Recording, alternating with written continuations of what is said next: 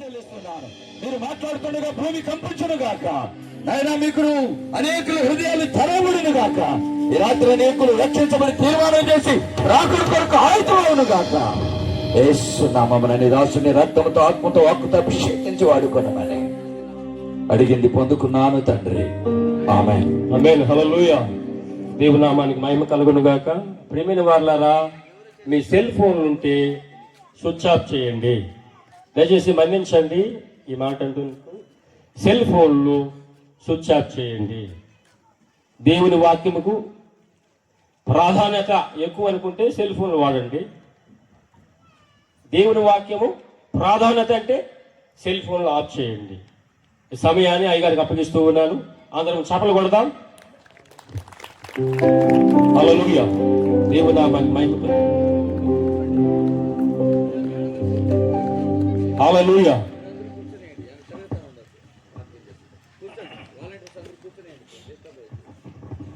Hello, mic check.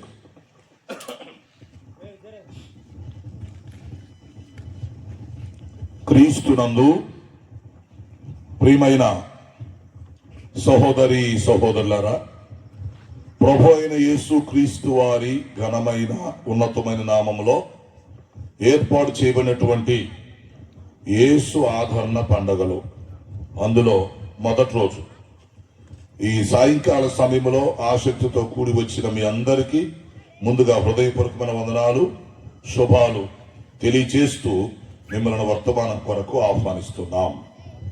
Okay, ఎంతవరకు మనం చక్కగా పాటల పరిచయలో ప్రభును మహింపరిచామో, ఆరాధన చేశామో, ఇప్పుడు వాక్య పరిచయలోకి వెళ్ళబోతున్నాం. దేవుని వాక్యం కొరకు మన మనసులను సిద్ధం చేద్దాం. అది దేవుడు వాక్యమై ఉన్నాడు గనుక, ఆయన వాక్యము ద్వారా మనతో మాట్లాడతాడు గనుక మనం అందరం కూడా దేవుడే మాట్లాడుతున్నట్టుగా భావిస్తూ వాక్యం కొరకు సిద్ధపడదాం. ఓకే, ఈ ప్రాంతానికి మొదటిసారి రావటం జరిగింది. మరి దైవ సేవకులకు, కుటుంబానికి, సంఘానికి నేను ప్రత్యేక వందనాలు తెలియపరుస్తున్నాను. బెతిస్తా మినిస్ట్రీస్ కోసం మీరు అందరూ ప్రార్థన చేయండి. ఆ మినిస్ట్రీస్ ద్వారా చక్కగా ఈ సభలో ఏర్పాటు చేయబడ్డాయి. వాస్తవానికి నేనైతే చాలా బిజీగా ఉన్నాను, కానీ దైవ సేవకులు ఈ రోజు రావాలని కోరారు. నేను అనుకూలం చేసుకొని వచ్చాను. రేపు దైవ సేవకులు మార్చిన్ గారు వస్తారు. వారు కూడా చక్కటి వర్తమానం అందిస్తారు.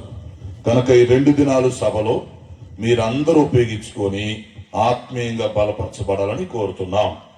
మరి ఇక్కడికి వచ్చినప్పుడు దైవ సేవకులు ప్రియులు జీవమాన్ గారిని బట్టి కూడా దేవుని స్తుతులు చెల్లిస్తున్నాం.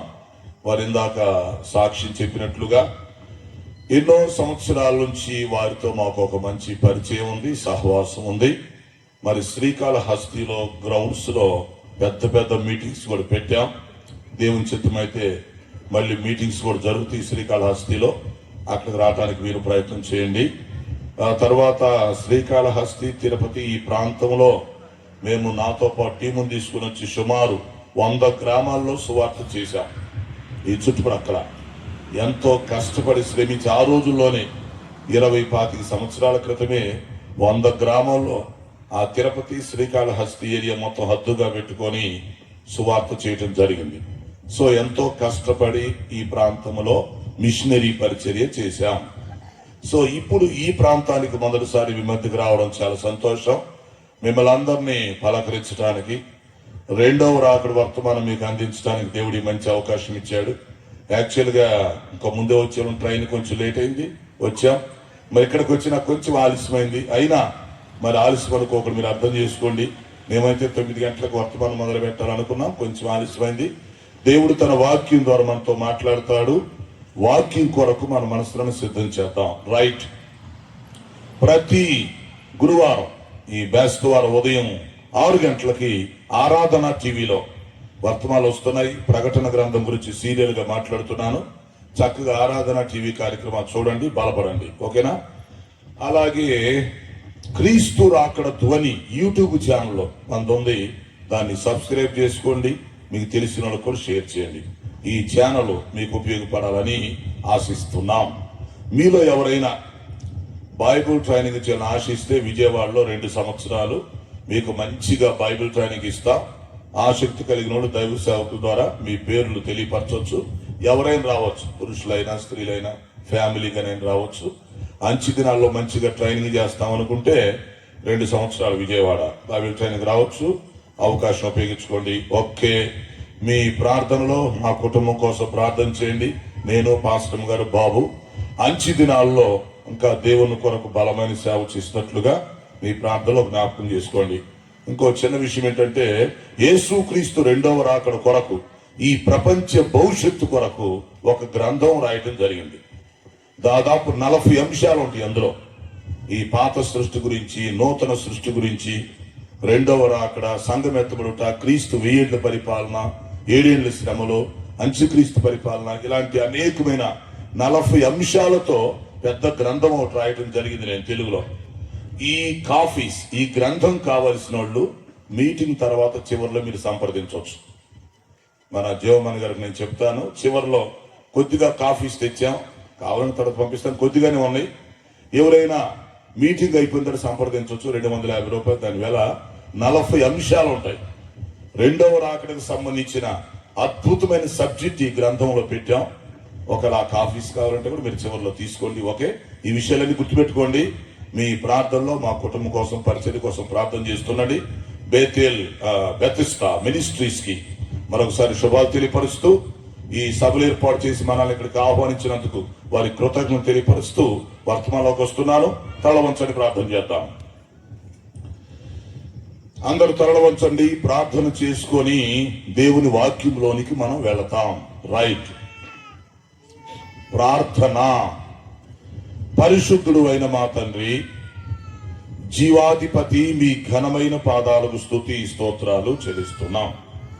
ఈ బుచ్చినాడి కండ్రికలో బెతెస్డా మినిస్ట్రీస్ ద్వారా ఏర్పాటు చేయబడినటువంటి యేసు ఆదరణ పండుగల్లో మొదటి రోజు ఈ సాయంకాల సమయంలో మీ వాక్యము ధ్యానం చేయడకు మీరిచ్చిన ఈ మంచి అవకాశం కొరకు ముందుగా మీకు స్తుతులు చెల్లిస్తా ఉన్నాము.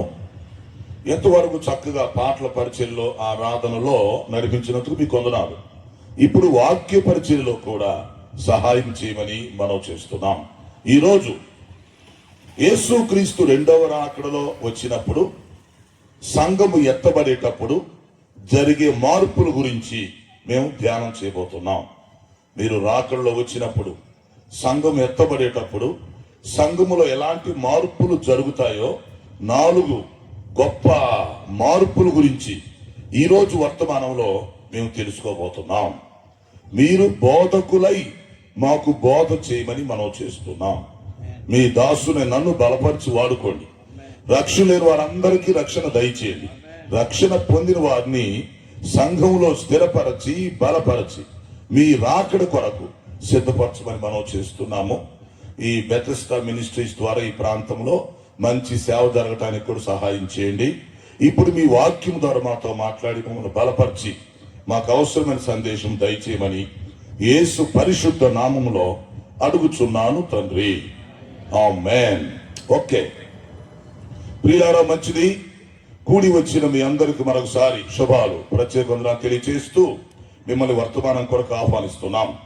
ఈ రోజు మన ధ్యానాంశం ఏంటంటే, యేసుక్రీస్తు రెండవ రాకడలో సంఘం ఎత్తబడేటప్పుడు జరిగే మార్పులు. చాలా అద్భుతమైన అంశం ఇది. క్రైస్తవులందరూ ఫస్ట్ తెలుసుకోవాలి, తర్వాత క్రైస్తవేతరులకు కూడా చెప్పాలి. అది ముందు మనం తెలుసుకోవాల్సిన బాధ్యత ఉంది, తర్వాత ఇతరులకు చెప్పవలసిన బాధ్యత కూడా ఉంది. 2 విషయాలు గమనించుకోవాలి. యేసుక్రీస్తు రెండవ రాకడలో వస్తాడని మనకు తెలుసు. ఓకే, ఆయన వచ్చినప్పుడు బోర ఓదబడుతుంది, సంఘం ఎత్తబడుతుంది. ఇంతవరకు ఓకే. అయితే ఇప్పుడు ప్రశ్న ఏంటంటే, ఈ సంఘం ఎత్తబడేటప్పుడు, అది భూమి మీద ఉన్నటువంటి ఈ సంఘం ఎత్తబడేటప్పుడు జరిగే మార్పులు. ఎందుకంటే ఈ సంఘం భూమి మీద నుంచి ఇలాగే పైకి వెళ్దాం, ఇలాగ పైకి వెళ్తానికి వీల్లేదు. కొన్ని మార్పులు జరుగుతుంది. మనం ఎత్తబడే సమయంలో 1 నిమిషంలోనే కొన్ని మార్పులు జరుగుతాయి. ఆ మార్పులు జరిగిన తర్వాత పరిశుద్ధాత్మ సంఘాన్ని మధ్యాకాశాన్ని తీసుకెళ్తాడు. అది విషయం. పరిశుద్ధాత్మ సంఘాన్ని మధ్యాకాశాన్ని తీసుకెళ్లి యేసుక్రీస్తుకి హ్యాండ్ ఓవర్ చేస్తాడు. అది పెండ్లి కుమారుడుగా పరిశుద్ధాత్మ వచ్చినప్పుడు పెండ్లి కుమార్తె సంఘాన్ని పరిశుద్ధాత్మ తీసుకెళ్ళిపోతాడు. అయితే ఈరోజు మనం ప్రత్యేకంగా ఆలోచిస్తున్న విషయం ఏంటంటే, అన్ని విషయాలు చెప్పడానికి ఒకే రోజు సమయం కుదరదు. అందుకే నేను చెప్పాను దాదాపు 40 అంశాలు ఈ గ్రంథంలో ఉన్నాయని. ఒక్కొక్క అంశం మీద ఒక ప్రసంగం చేయొచ్చు. అంటే నేను ఇలాగ ఎన్నిసార్లు వచ్చినా రెండవ రాకడ సబ్జెక్టు మీద ఎన్నో ప్రసంగాలు చేయొచ్చు. దేవునికి స్తోత్రం. రాకడ గురించి అంత సబ్జెక్ట్ ఉంది. కాబట్టి ఇప్పుడు ఈరోజు ప్రత్యేకంగా ఏం చెప్తాను, సంఘం ఎత్తబడేటప్పుడు ఆ నిమిషంలో జరిగే మార్పులు అవి నిజంగా మనకు తెలిస్తే సంఘం చాలా సంతోషించింది, చాలా సంతోషిస్తాం. అంతేకాదు మిగతా వాళ్ళు కూడా అర్జెంటుగా రక్షణ పొందటానికి, బాప్తీసం తీసుకోవటానికి, సంఘంలో చేర్చబడటానికి ఖచ్చితంగా అవకాశం ఉండిద్ది. ఏంటంటే ఈ నిమిషంలో జరిగే మార్పుల గురించి ఎవరు చెప్పాలి. రాకడలో సంఘం ఎత్తబడేటప్పుడు జరిగే మార్పులు, ఆ మార్పులను జరగటానికి ఒక నిమిషమే టైం పట్టింది. కానీ ఆ నిమిషంలో జరిగే మార్పులు తెలిస్తే అసలు ఎంత హ్యాపీ అనిపించింది తెలుసా? అద్దిరిపోయింది అన్నమాట. ఈ ప్రపంచం తట్టుకోలేం మనం ఆనందం ఆ మార్పుల గురించి మనకు తెలిస్తే. కాకపోతే ఏంటంటే సమయం చేతిలో ఉండాలి. మాలాంటి వచ్చిన కొంచెం ఎక్కువ సమయం కావాలి. ఇప్పుడు ఏంటంటే సమయం ఎక్కువైంది, మరి మీ ఓర్పుని మేము పరీక్షిస్తాం, ఎలా ఉంటుందో అర్థం కాదు. మీరు ఎంతసేపు ఉంటారో బాగా తెలియదు. మేము దూరం నుంచి వచ్చినప్పుడు కొంచెం ఉపయోగించుకునే పరిస్థితి కావాలా. కాబట్టి ఇప్పుడు రాకడలో సంఘం ఎత్తబడేటప్పుడు జరిగేటువంటి 4 మార్పుల గురించి క్లుప్తంగా నేను చెప్తాను. వాస్తవంగా 4 మార్పుల గురించి మళ్ళీ 4 ప్రసంగాలు అవుతాయి. కనీసం 2 రోజులు 2 అని చెప్పాల్సి వచ్చింది కదా. కానీ 4 మార్పుల గురించి ఒకే రోజు క్లుప్తంగా, మరి ఎక్కువ కాకుండా తక్కువ కాకుండా చక్కగా చెప్తాను. అర్థం చేసుకోండి, గుర్తుంచుకోండి, జీవితంలో మీరు మర్చిపోరు. సో అది తెలిస్తే మీకు చాలా ఆశ్చర్యం, ఆనందం, అద్భుతం, ఆశీర్వాదం అన్ని కలుగుతాయి. కాబట్టి ఇప్పుడు ఈ వాక్య భాగంలోకి వెళ్తాం. ఈ అంశాన్ని ధ్యానం చేసే ముందు ఒక వాక్య భాగం మీకు చూపిస్తాం. ప్రకటన గ్రంథంలో 1:7 ఇలా ఉంది. ఇది ప్రకటన గ్రంథం మొత్తానికి ముఖ్యమైన వచనం. ఎస్, ప్రకటన గ్రంథం 1:7 గుర్తుపెట్టుకోండి. ఇది ఖచ్చితంగా అందరు కంఠస్థం పెట్టాలి. కంఠవాక్యం కంఠస్థం పెడతమే కాదు, ప్రతిరోజు ప్రతి క్రైస్తవుడికి నిద్ర లఘుగానే ఈ వాక్యం గుర్తుకు రావాలి. అలా గుర్తొస్తే నువ్వు బాగుపడగలుగుతావు, ఎత్తబడగలుగుతావు. గుర్తుపెట్టుకో, ప్రకటన 1:7 వెరీ వెరీ ఇంపార్టెంట్. ఇదిగో ఆయన మేఘారూఢుడై వచ్చుచున్నాడు. అద్దె, ఇదిగో ఆయన మేఘారూఢుడై వచ్చుచున్నాడు. తర్వాత ప్రతి నేత్రము ఆయనను చూచును. తర్వాత ఆయనను పొడిచిన వారును చూచెదరు. భూజనులందరూ ఆయనను చూచి రొమ్ము కొట్టుకొందురు. అవును, ఆమేన్. చూసారా, ప్రకటన గ్రంథానికి ముఖ్య వచనం ఇది, కీలక వచనం. ప్రకటన గ్రంథానికి ఇది ఒక బ్యానర్ లాంటిది. ఈ గ్రంథంలో దాదాపు 22 అధ్యాయాలు, 404 వచనాలు ఉన్నాయి. అందులో ఇది ఒక ముఖ్యమైన వచనం. ఒక రకంగా చెప్పాలంటే అసలు ప్రకటన గ్రంథం అంటే అర్థం ఏంటంటే, చాలా మంది ప్రకటన గ్రంథం మీద వ్యాఖ్యానాలు రాశారు, చాలా మంది రాశారు, అర్థం చెప్పుకొని వ్యాఖ్యానాలు రాశారు చాలా మంది. అసలు ప్రకటన గ్రంథం అంటే ఎందుకు చెప్పకుండానే దాని మీద పెద్ద పెద్ద పుస్తకాలు రాసిన వాళ్ళు ఉన్నారు పండితులు. ప్రకటన గ్రంథం అంటే అర్థం ఏంటంటే సార్వత్రిక సంఘానికి సంబంధించిన ప్రకటనలు అని దాని అర్థం. అంటే సార్వత్రిక సంఘానికి దేవుడు ఏ ప్రకటనలు అయితే చెప్పాలనుకున్నాడో ఆ ప్రకటనలన్నీ రికార్డు చేశాడు. అందుకని దీన్ని ప్రకటనల గ్రంథం అని పిలవాలి. కాకపోతే ఏకవచనంతో మనం రాకడ సబ్జెక్ట్ ఉంది కాబట్టి ప్రకటన గ్రంథం అంటాం. వాస్తవానికి అది ప్రకటన గ్రంథం కాదు, అది ప్రకటనల గ్రంథం. అంటే యేసుక్రీస్తు రాకడను గూర్చి, ఈ ప్రపంచ భవిష్యత్తును గూర్చి, భూలోకములో ఉన్న దేవుని సార్వత్రిక సంఘమునకు దేవుడు చేసే ప్రకటనలే ప్రకటన గ్రంథం. ఇంకా చెప్పాలంటే ఈ ప్రకటన గ్రంథం నిండుగా ఎన్నో ప్రకటనలు ఉన్నాయి. 22 అధ్యాయాలు మనం చదువుకుంటూ వస్తే ఎన్నో ప్రకటనలు ఈ గ్రంథంలో సంక్షిప్తమై ఉన్నాయి. అందులో ఒక ప్రకటన 1:7 ఉంది. అది అంటే ఈ గ్రంథం నిండా ప్రకటనలే ఉన్నాయి, చాలా ప్రకటనలు ఉన్నాయి, హెచ్చరికలు. అందులో ఒక ప్రకటన 1:7 ఇచ్చాడు. ఇలాంటి ప్రకటనలు చాలా ఉంటాయి ఈ గ్రంథంలో. ఓకేనా? సో ఇక్కడ 1:7 ఇచ్చిన ప్రకటన ఏంటి? ప్రకటన గ్రంథంలో ప్రకటనలు దేవుడు చేస్తున్నాడు. అందులో ఒక ప్రకటన ఏంటి? ఇదిగో ఇదిగో ఆయన మేఘారూఢుడై వచ్చుచున్నాడు. అది యేసుక్రీస్తు అతి త్వరలో రెండవ రాకడలో మేఘారూఢుడుగా ఈ భూలోకానికి వస్తున్నాడు. అది అయితే ఇక్కడ ఒక ప్రశ్న, యేసుక్రీస్తు మొదటిసారి ఆల్రెడీ భూలోకానికి వచ్చి వెళ్ళిపోయాడు. అది గతంలో జరిగింది, 2000 సంవత్సరాలకు ముందు జరిగింది. అది మొదటి రాకడ.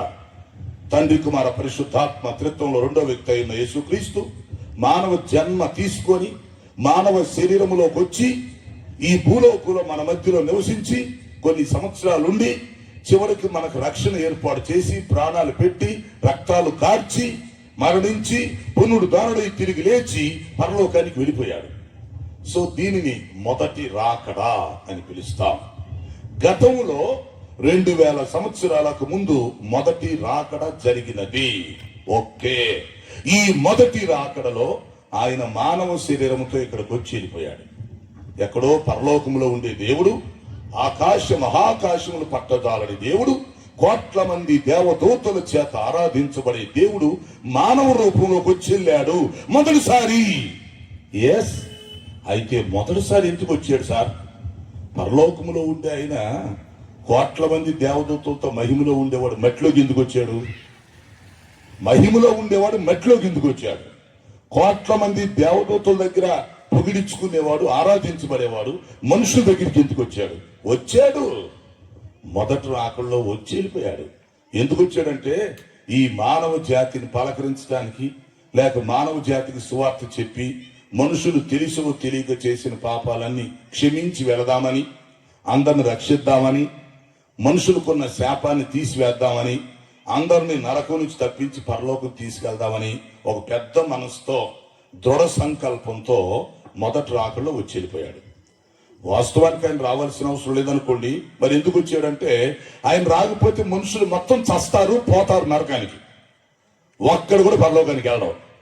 యేసుక్రీస్తు అనే వ్యక్తే కానీ భూమి మీదకి రాకపోతే, మానవ శరీరాన్ని ధరించుకోకపోతే అవుట్, మనం దరిద్రం మనకి. మానవ జాతి మొత్తం భ్రష్టు పట్టిపోయి చచ్చి నరకానికి పోతారు. అందుకనే అది ఆయన అర్థం చేసుకున్నాడు, అంటే మన పరిస్థితి ఆయన అర్థం చేసుకున్నాడు. ఎస్, అరే నేను భూలోకానికి వెళ్ళకపోతే ఈ వ్యవహారం కుదిరేటట్లేదు, నేను ఇక్కడ పరలోకంలో కూర్చుంటే పనులవో ఏంటి, నేను ఇక్కడ దేవదూతల చేత ఆరాధించబడతా సంతోషంగా ఉంటే అక్కడ భూలోకంలో ప్రజలు చస్తారు, అక్కడ మొత్తం నరకానికి రొమ్ములు పాతుకొని చస్తారు. కాబట్టి నేను పరలోకంలో ఉండటం కంటే, ఈ దేవదూతలతో ఆరాధించబడేదానికంటే, ఈ మహిమలో ఉండేదానికంటే మనుషుల దగ్గరికి వెళ్ళి వాళ్ళ కోసం ప్రాణం పెట్టైనా సరే, రక్తం కార్చైనా సరే వాళ్ళ పాపం క్షమించి వాళ్ళని రక్షించడం మంచిది కదా. నేను ఇక్కడ పరలోకంలో ఉండేదానికంటే నేను అక్కడికి వెళ్ళి వాళ్ళని రక్షిస్తే రేపు వాళ్ళను కూడా నరకానికి వెళ్లకుండా తప్పించి పరలోకానికి తీసుకురావచ్చు కదా. ఒకవైపు దేవదూతలు, మరొక వైపు మనుషులు, అప్పుడు ఇద్దరు నన్ను ఆరాధిస్తా ఉంటే సూపర్గా ఉండిద్ది కదా. ప్రస్తుతానికి దేవదూతలు పరలోకం ఎలా నన్ను ఆరాధిస్తున్నారో, ఈ భూగ్రహం మీద ఉన్న మట్టి మనిషిని, ఈ మట్టోడి దరిద్రం, ఈ శాపగ్రస్తుడైన మానవుని కూడా ఎట్టో ఒకటి పరలోకాన్ని తెచ్చేసుకుంటే వాళ్ళు ఒక ప్రక్క వీళ్ళు ఒక ప్రక్క ఉంటే సూపర్ గుడ్డిద్దని యేసు ప్రభు పెద్ద ప్లాన్ వేసుకున్నాడు. దేవునికి స్తోత్రాలు. అదే బైబుల్. అదే మనకు బుర్రకు అర్థం కాదు. అది చెప్పేవాడు వచ్చినప్పుడే టైం కావాలి. కొన్నిసార్లు బైబుల్ చదువుతాం, సేవకులకే కొన్ని అర్థం కాకపోవచ్చు, క్రైస్తవుడికి అర్థం కాకపోవచ్చు. క్రైస్తవుడికే సరిగ్గా అర్థం కాకపోతే ఇతరులకి ఏం చెప్తాడు? ముందు మనకు అర్థమైంది కదా మనం ఇతరులకు చెప్పేది. చదువు ఉన్నవాడికి మోటోడికి పక్కాగా అర్థమయ్యేటట్టు చెప్పాలంటే ఆ టైప్ కావాలి. సో ఇప్పుడు యేసు ప్రభు వేసిన ప్లాన్ మంచిది.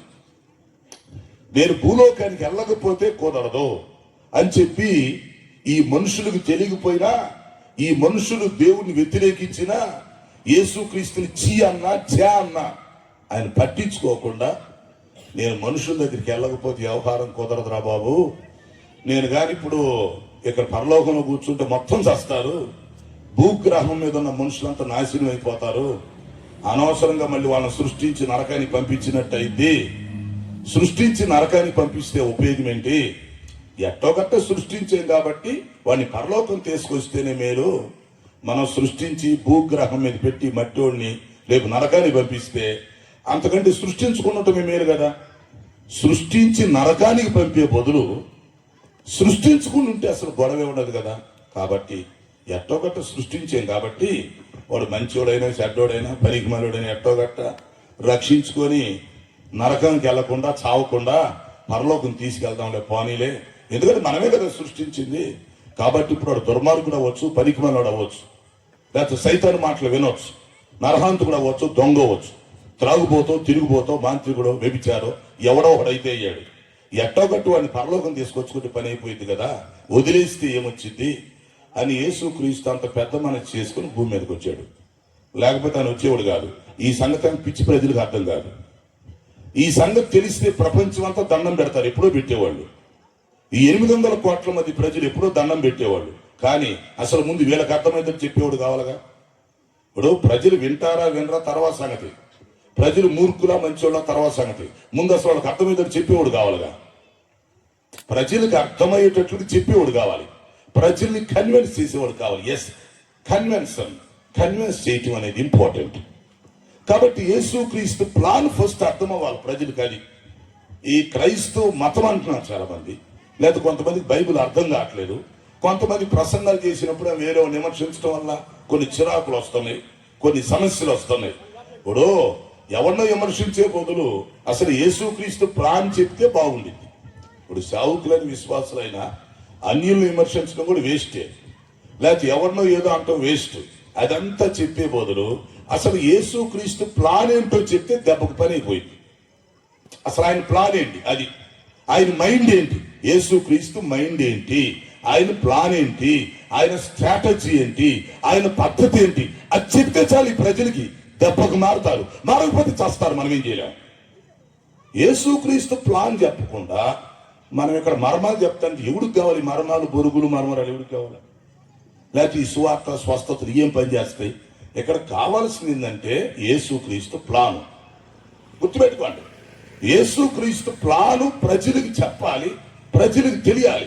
ఎల్కేజీ పిల్లవాడు కూడా తెలియాలి. రే యేసుక్రీస్తు ప్లాన్ ఏంటో చెప్పురా అంటే ఎల్కేజీ పిల్లవాడు కూడా చెప్పాలి సార్. ఆ లెవెల్లోకి తీసుకురావాలి మన మానవ జాతిని. మిగతా మొత్తం వేస్ట్. యేసుక్రీస్తు ప్లాన్ని ఎప్పుడైతే నువ్వు ప్రజల్లోకి తీసుకొస్తావో ప్రజలు ఆటోమేటిక్ గా మారిపోతారు. బాగుపడే లక్షణాలు అందరూ మారుతారు. ఇంకోటి బాగుపడే లక్షణాలు లేకపోతే మనం ఏం చేయలేం. సో అది పాయింట్ ఇక్కడ. ఇదిగో ఆయన మేఘారుడై వచ్చుచున్నాడు అన్నాడు బైబిల్లో, ఓకేనా? సో మేఘారుడై వచ్చుచున్నాడంటే దేనికి సంబంధించింది? రెండవ రాకడకు సంబంధించింది. అంటే రెండవ రాకుల్లో మేఘారుడై వస్తాడు. ఓకే, అసలు రెండవ రాకుల్లో రావటం ఏంటి? ముందు మొదటి రాకడు గొడవ ఏంటి? రెండవ రాకుల్లో వస్తాడు, బోర ఊతాడు, సంఘం ఎత్తబడితే ఒకే. అసలు మొదటి రాకడు గొడవ ఏంటి? దీని సంగతి ఏంటి? అదే యేసుక్రీస్తు ప్లాను. కాబట్టి యేసుక్రీస్తు ఏం ఆలోచించుకున్నాడు? భూలోకానికి వెళ్ళకపోతే కుదరదని చెప్పి వచ్చాడు భూలోకానికి. మనుషులు పట్టించుకున్నా పట్టించుకోకపోయినా, అర్థం చేసుకున్నా చేసుకోకపోయినా, మనుషులు పనికి మళ్ళోడని తెలిసినా, దుర్మార్గుడు అని తెలిసినా, వీడు దొంగోడరా, విభిచారిరా, తాగుపోతాడా, నరహంతుకుడా, మూర్ఖుడురా అని తెలిసినా గానీ యేసు ప్రభు ఏం ఆలోచించాడంటే, ఒరే ఇప్పుడు అసలు వదిలేస్తే పని అవదురా, వదిలేస్తే చస్తాడు, నరకానికి పోతాడు, రేపు ఆయన బాధపడతాడు, నేను బాధపడతాను, రేపు నరకానికి వెళ్తే అతను బాధపడతాడు, నేను బాధపడతాను, ఇద్దరం బాధపడటం ఎందుకు? ఎట్టో గట్ట మనోని సెట్ చేద్దాం, కన్విన్స్ చేద్దాం అని యేసు ప్రభు భూమి మీదకి వచ్చి ఏం చెప్పాడంటే, ఒరే నాయనా, నువ్వు మంచివాడు అయినా చెడ్డోడు అయినా ఇదంతా వేస్ట్ రా. నువ్వు మంచివాడువో చెడ్డోడో ప్రక్కన పెట్టి నీ గొడవద్దురా నాయనా, నేను నీ కోసం భూమి మీదకి వచ్చాను రా. ముందు నన్ను నమ్ముకోరా బుద్ధి లేనోడా. నువ్వు మంచివాడువో చెడ్డోడో తర్వాత సంగతి, తెలిసి తప్పు చేసావు తెలిగి తప్పు చేసావు తర్వాత చూసుకుందాం ఆ గొడవ. ముందు అసలు నన్ను నమ్మురా, తర్వాత సంగతి తర్వాత చూద్దాం. ముందు నన్ను నమ్ము, నేను దేవుని కుమారుడు, నన్ను రక్షకుడు, నన్ను నమ్ము. నువ్వు నన్ను నమ్మినప్పుడు, నన్ను పూజించినప్పుడు నేనేం చేస్తానంటే, నీవు ఎన్నైతే తెలుసో తెలియకో తప్పులు చేశావో నీ తప్పులు మొత్తం కోసం నేను శిక్ష పొందుతా. అంటే నీకు పేచీ లేకుండా నువ్వు తెలిసి చేసిన తప్పులు, తెలిగి చేసిన తప్పులు, దుర్మార్గ పనులు మొత్తం నీకు రావాల్సిన శిక్ష నేను పొందుతా. నువ్వు ఫ్రీ, పో, వెళ్ళిపో. నేను నిన్ను రక్షిస్తా, నిన్ను క్షమిస్తా, నీ శిక్ష నేను పొందుతా. కాబట్టి నువ్వు చేయాల్సింది ఏంటంటే నన్ను నమ్ము. ముందు నోరు మూసుకొని నమ్ము, నమ్మినాక మార్పును పొందు. తెలుసో తెలిగి చేసిన తప్పులు మొత్తం నా దగ్గర ఒప్పుకో, సారీ చెప్పు, పని అయిపోయింది. బాప్తీసం తీసుకో, నోరు మూసుకొని చర్చిలో కూర్చో, తర్వాత సంగతి నేను చూసుకుంటా. నీకు నీ సంగతి అనవసరం, ఎందుకంటే నిన్ను రక్షించుకునే బాధ్యత నాది. ఎట్ట ఒకటి నేను సృష్టించుకున్నాను కాబట్టి ఇక నువ్వు మంచివాడు అయినా చెడ్డోడు అయినా రక్షించుకోక తప్పదు. కాబట్టి నేను రక్షిస్తాను, నేను క్షమిస్తాను. అవసరమైతే నీకు రావాల్సిన శిక్ష నేనే పొందుతా, నీకు కూడా శిక్ష వద్దు, నేను క్షమిస్తా. కాబట్టి నన్ను నమ్ముకొని నన్ను ఆరాధించి మనసు మార్చుకొని ఒక పద్ధతిగా బ్రతుకురా అని చెప్పి మొదటి రాకల్లో చెప్పి వెళ్ళాడు. ఇదంతా మొదటి రాకడ వ్యవహారం. మొదటి రాకల్లో చెప్పి వెళ్ళిపోయాడు, మర్యాదకు చెప్పి వెళ్ళాడు. నువ్వు మంచివాడు అయినా చెడ్డోడు అయినా నాస్తికుడు అయినా ఆస్తికుడు అయినా హేతువాదు అయినా అన్యుడు అయినా నువ్వు ఎలాంటోడు అయినా సరే, నువ్వు నరహాంతకుడువా లేకపోతే రౌడివా ఎవరు అయినా సరే నువ్వు నా బిడ్డవే, పో నేను క్షమించేస్తాను, పరలోకానికి తీసుకెళ్తాను. ఈ గొడవ ఎందుకో, ఎందుకంటే నేను నరకాన్ని పంపించిన నువ్వు ఏడుస్తావు, నిన్ను చూసి నేను బాధపడాలి. కాబట్టి నేను రక్షిస్తా, క్షమిస్తా, పరలోకం తీసుకెళ్తా. కొంచెం బుద్ధి మార్చుకోను నాయనా, మనసు మార్చుకో, నన్ను నమ్ముకో, నన్ను ఆరాధించు అని యేసుక్రీస్తు మొదటి రాకడు చెప్పి వెళ్ళాడు. అదే బైబుల్. మొదటి రాకడు మర్యాదకు చెప్పి వెళ్ళిపోయాడు. సరే నమ్మినోడు నమ్మాడు, నమ్మనోడు నమ్మలా, ఎవరిష్టం వాడదనుకోండి. మొదటి రాకడు అని చెప్పాల్సిన విషయాలు చెప్పి చివరికి శిలువలో ప్రాణం పెట్టి పురుడు దండ తిరిగి లేచి పరలోకానికి వెళ్ళిపోయాడు. నమ్మినోళ్ళు కొంతమంది నమ్మారు అనుకోండి, అప్పటి నుంచి ఇప్పుడు దాకా నమ్ముతున్నారు. నమ్మినోళ్ళు క్రైస్తవులు అవుతున్నారు, నమ్మనోళ్ళు ఇంకా నమ్మకుండా ఉన్నారు. సరే ఓకే. తర్వాత సమస్య ఏంటంటే విషయం, ఈయన పరలోకానికి వెళ్ళేటప్పుడు ఏం చెప్పాడంటే, మొదటి రాకళ్ళు వచ్చే ప్రోగ్రాం అయిపోయింది, పరలోకానికి వెళ్ళేటప్పుడు చెప్పి వెళ్ళాడు, డోయ్ రెండవసారి మళ్ళీ వస్తా, ఈసారి చంపేస్తా, పిచ్చిపిచ్చేసలెత్తే. మొదటిసారి కాబట్టి నీకు మర్యాద ఇచ్చా, నువ్వు మంచోడు అయినా చెడ్డోడు అయినా బుర్ర దగ్గర పెట్టుకుని మాట, లేకపోతే చంపేస్తా, పిచ్చిపిచ్చేసలెత్తు. రెండవసారి వచ్చే లోపు సత్యాన్ని తెలుసుకో, నోరు మూసుకొని నన్ను నమ్మి రాకడ కొరకు సిద్ధపడు. నేను రెండవసారి వచ్చే లోపు నువ్వు సిద్ధపడేదనుకో, ఎక్కడే వదిలేసి వెళ్తా, ఎక్కడే చంపేస్తా నీళ్ళు. మొదటిసారి నీ కోసం అడగకుండా వచ్చి ప్రాణం పెట్టి వెళ్తున్నా, అది నీకు రక్షణ ఇస్తానని చెప్పా, క్షమాపణ ఇస్తానని చెప్పా, మోక్షం ఇస్తానని చెప్పా. మర్యాదగా చెప్పిన మాటలు వింటావు, వినకుండా ఎగస్ట్రాలు చేస్తే మాత్రం రెండవ రాకల్లో వస్తే మర్యాద ఉండదు. నమ్మినోని తీసుకెళ్తాను, నమ్మకపోతే ఏం చేయాలో చేసి చూపిస్తా. అది తెక్క పనులు చేయకండి. రెండవసారి వస్తే మర్యాదలు ఉండవు. నమ్మినోని తీసుకెళ్తా, నమ్మలేదనుకో నమ్మనోడికి ఏం చెయ్యాలో అది చేసి చూపిస్తా. కాబట్టి జాగ్రత్తగా ఉండండి, పిచ్చి పిచ్చి పనులు చేయకుండా. రాకల్లో మళ్ళీ వస్తాను అని చెప్పి పరలోకాన్ని జంప్ అయిపోయాడు, ఎంతవరకు రాలా, ఎప్పుడు వస్తాడని ఎదురు చూస్తున్నాం. ఇది బైబిల్. కాబట్టి మొదటి రాకల్లో వచ్చాడు, మర్యాదలు ఇచ్చాడు, అడగకుండానే మర్యాదలు ఇచ్చాడు, రక్షణ ప్రణాళిక ఏర్పాటు చేశాడు. చివరికి భూమి మీద నుంచి పరలోకానికి వెళ్ళిపోయాడు, జంప్ అయిపోయాడు. శిష్యులు చూస్తుంది వెళ్ళిపోయాడు, మళ్ళీ వస్తానన్నాడు, రేపో మాపో వస్తాడు. కాబట్టి అందుకని ఇప్పుడు ప్రకటన గ్రంథంలో ఏం రాసి పెట్టాడంటే సీరియస్ గా, ఇదిగో ఆయన మేఘారూఢుడై వచ్చుచున్నాడు అని ఇప్పుడు పెద్ద హెచ్చరిక ఇచ్చాడు అన్నమాట. ప్రపంచంలో పెద్ద హెచ్చరిక ఇది. బైబిల్ మొత్తంలో పెద్ద అక్షరాలతో రాయాలి దీన్ని, బైబిల్ సొసైటీలో పంపించాలి ఈ విషయాన్ని, దీన్ని పెద్ద అక్షరాలతో రాయండి అని. ఇదిగో ఆయన మేఘారూఢుడై వచ్చుచున్నాడు అన్నాడు. అంటే దాని అర్థం ఏంటి? దీని వెనక చాలా డేంజర్ ఉంది, చాలా ప్రమాదం, చస్తారు మనుషులు. ఆయన మేఘారూఢుడై వస్తున్నాడు అంటే అర్థం ఏంటంటే, మొదటిసారి వచ్చాడు, మీకు ఇవ్వాల్సిన మర్యాదలు ఇచ్చెళ్ళాడు, మీకోసం ప్రాణం పెట్టెళ్ళాడు, మిమ్మల్ని రక్షిస్తానన్నాడు. ఇప్పుడు రెండవసారి వస్తే రక్షించటాలు ఏముండవురా నాయన, రక్షించటాలు, క్షమించటాలు, ఓర్చుకోవటాలు ఉండవు, చంపటమా తీసుకెళ్తామా, బూడిది తీసుకెళ్తాడు. కాబట్టి ఆయన మేఘారూఢుడికి వచ్చే లోపు దగ్గర ఉండి మైండ్ దగ్గర పెట్టుకొని రక్షణ పొంది బాప్తీసం తీసుకో, లేకపోతే ఏం తేలాలో అది తేలిద్ది. అందుకే మార్క్స్ వార్త 16:16 చెప్పి బాయ్ చెప్పి పరలోకానికి వెళ్ళాడు. ఆయన భూమి మీద చెప్పిన చివరి మాటలు అయ్యే. మార్క్స్ వార్త 16:16 బాయ్. నమ్మి బాప్తీసం పొందిన వాడు రక్షించబడతాడు, నమ్మని వానికి శిక్ష విధించబడింది. నేను రెండవసారి మేఘారూఢుడై వస్తా, నేను వచ్చే లోపు చూస్తా ఎవడు నమ్ముతాడు ఎవడు నమ్మడో, ఎవడ పెచ్చేసేలాస్తానో నాకు బాగా తెలుసు. నేను రెండవసారి వచ్చిన దాకా చూస్తాను. నేను వచ్చే లోపు ఎవడైతే నన్ను నమ్మి బాప్తీసం తీసుకుంటాడో, మనసు మార్చుకుంటాడో వాడిని తీసుకెళ్ళిపోతా. ఎత్తబడే సంఘంలో నమ్మకుండా ఇంకా ఎగస్ట్రాల్ చేస్తూ నిర్లక్ష్యంగా ఉంటే నేను వచ్చినప్పుడు ఆ వ్యక్తిని ఏం చేయాలో చేస్తా, నమ్మని వానికి శిక్ష ఇచ్చి పడేస్తా. ఎవరికి ఏ శిక్ష చేయాలో నాకు బాగా తెలుసు. నమ్మినోని రక్షించి తీసుకెళ్తాను, నమ్మకపోతే శిక్ష విధిస్తాను. Bye out. ఇదంతా మొదటి రాకడలో జరిగింది. అందుకని ఇప్పుడు ప్రకటన 1:7 ఏం చెప్తున్నాడంటే, ఒరే నాయన వచ్చినప్పుడు మర్యాదగా వచ్చాడు, వెళ్ళేటప్పుడు చాలా సీరియస్ గా వార్నింగ్ ఇచ్చి వెళ్ళాడు వస్తానని.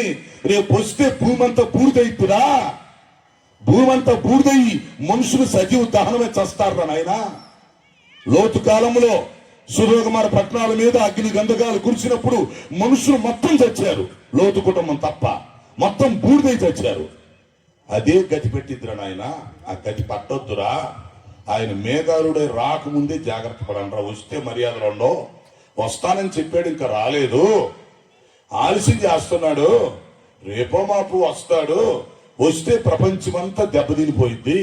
కాబట్టి ఈ లోపు నువ్వు మారు నాయనా, ఈ లోపు కొంచెం మనసు మార్చుకో. ఎందుకు ఎక్స్ట్రాలు, ఎందుకు ఇంకా చెత్త పనులు చేస్తున్నావు, మూఢనమ్మకాల్లో ఉంటున్నావు, అన్యుడిగా ఉంటున్నావు, బాప్తీసం తీసుకోకుండా వాయిదా వేసుకుంటున్నావు, బుర్ర పని చేయట్లేదా, ఆదివారం చర్చ కొట్టి గాలికి తిరుగుతున్నావు, బుద్ధి లేదా? మేఘారుడై వస్తే అప్పుడు మర్యాదలు ఉండవు. అప్పుడు అనుకుంటారు, ఓరి ఇవుడు చెప్పలేదే, ఈ పాస్టర్లు మీటింగ్లు పెట్టారు కదా మాకు చెప్పలేదే, చెప్పుంటే భలే ఉండు కదా అనుకుంటారు వాళ్ళు. అనుకోకుండా ఉండటానికి ఈ మాటలు చెప్తుంది ఈరోజు.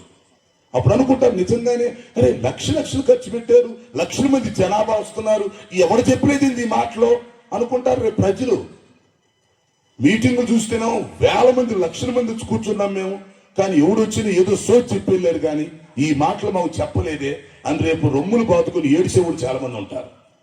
అలాంటి పరిస్థితి రాకముందే జాగ్రత్త పడటానికి ముందుగానే చెప్తున్నాం. మేఘారూఢుడై వస్తే మంచిగా ఉండదు, అది గుర్తుంచుకుంటే చాలు. అందువల్ల ప్రతిరోజు నిద్ర లెగవగానే ప్రకటన 1:7 గుర్తుకు రావాలి. ఆయన మేఘారుడే వస్తున్నాడు అంటే ఏదో ఒక రోజు వస్తాడు. అది ప్రతిరోజు గుర్తు చేసుకున్నాం అనుకోండి, మనం సిద్ధపాటు కలిగి ఉంటే ఏదో ఒక రోజు వస్తాడు. ఈ రోజు కాదు రేపు వస్తాడు ఏంటంట, రేపు కాకపోతే సంవత్సరం తర్వాత వస్తాడు సార్, మనకి ఎందుకు ఆ గొడవ, లేదా 10 సంవత్సరాల తర్వాత వస్తాడు, ఎగస్ట్రాలు మనకి ఎందుకు, వస్తాడు, వస్తానన్నాక వస్తాడు. వచ్చే టయానికి నువ్వు రోజు గుర్తు పెట్టుకొని ఆయన మేఘారుడే వచ్చుచున్నాడు అనే పాయింట్ నీ మనసులో ఉందనుకో, నువ్వు కూడా కొంచెం సీరియస్గా ఉంటావు, నువ్వు కొంచెం జాగ్రత్తగా ఉంటావు. ఆయన ఏ రోజు వచ్చినా కూడా మనం వెళ్ళిపోతాం. ఈ లోపు నువ్వు నిర్లక్ష్యంగా ఉన్నావు అనుకో, రెండవ రాకడ వచ్చినప్పుడు చూసుకుందాం లేరా, వచ్చింది అంటున్నారు. ఎప్పుడు వచ్చిందిరా? మనం చిన్నపిల్లప్పుడు నుంచి చెబుతున్నారు, వచ్చిందా? ఆది అపోస్తుల కాలంలో చెప్పారు, వచ్చిందా అని. కొంతమంది నిర్లక్ష్యంగా ఉండేవాళ్ళు ఉంటారు, రేపు వాళ్ళు దెబ్బతింటారు. కాబట్టి మనం నిర్లక్ష్యంగా ఉండాల్సిన పని లేదు, రాకడ ఆలస్యం అనుకోవాల్సిన పని కూడా లేదు. ఆయన మేఘారుడై వస్తున్నాడు అన్నప్పుడు నువ్వు ప్రతిరోజు వస్తున్నాడనే గుర్తుపెట్టుకోవాలి. అప్పుడు నువ్వు బాగుపడతావు.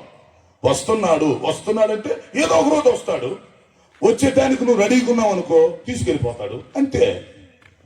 కాబట్టి రెండవ రాకల్లో ఆయన ఉద్దేశం ఏంటంటే, మొదటి రాకల్లో వచ్చి అందరికి అవకాశం ఇచ్చి వెళ్ళాడు. ఎవరైనా రక్షణ పొందండి, ఎవరినైనా క్షమిస్తాను, ఎవరినైనా పరలోకం తీసుకెళ్లిపోతాను, ఒక్కడ కూడా నరకానికి వెళ్లాల్సిన అవసరం అయితే లేదు. నువ్వెంత దుర్మార్గుడు అయినా, పనికిమాలినోడు అయినా నువ్వు నరకానికి వెళ్లాల్సిన అవసరం లేదు, నిన్ను నేను రక్షించుకుంటాను, క్షమిస్తానని మొదటి రాకల్లో అంత మర్యాదలు ఇచ్చాడు.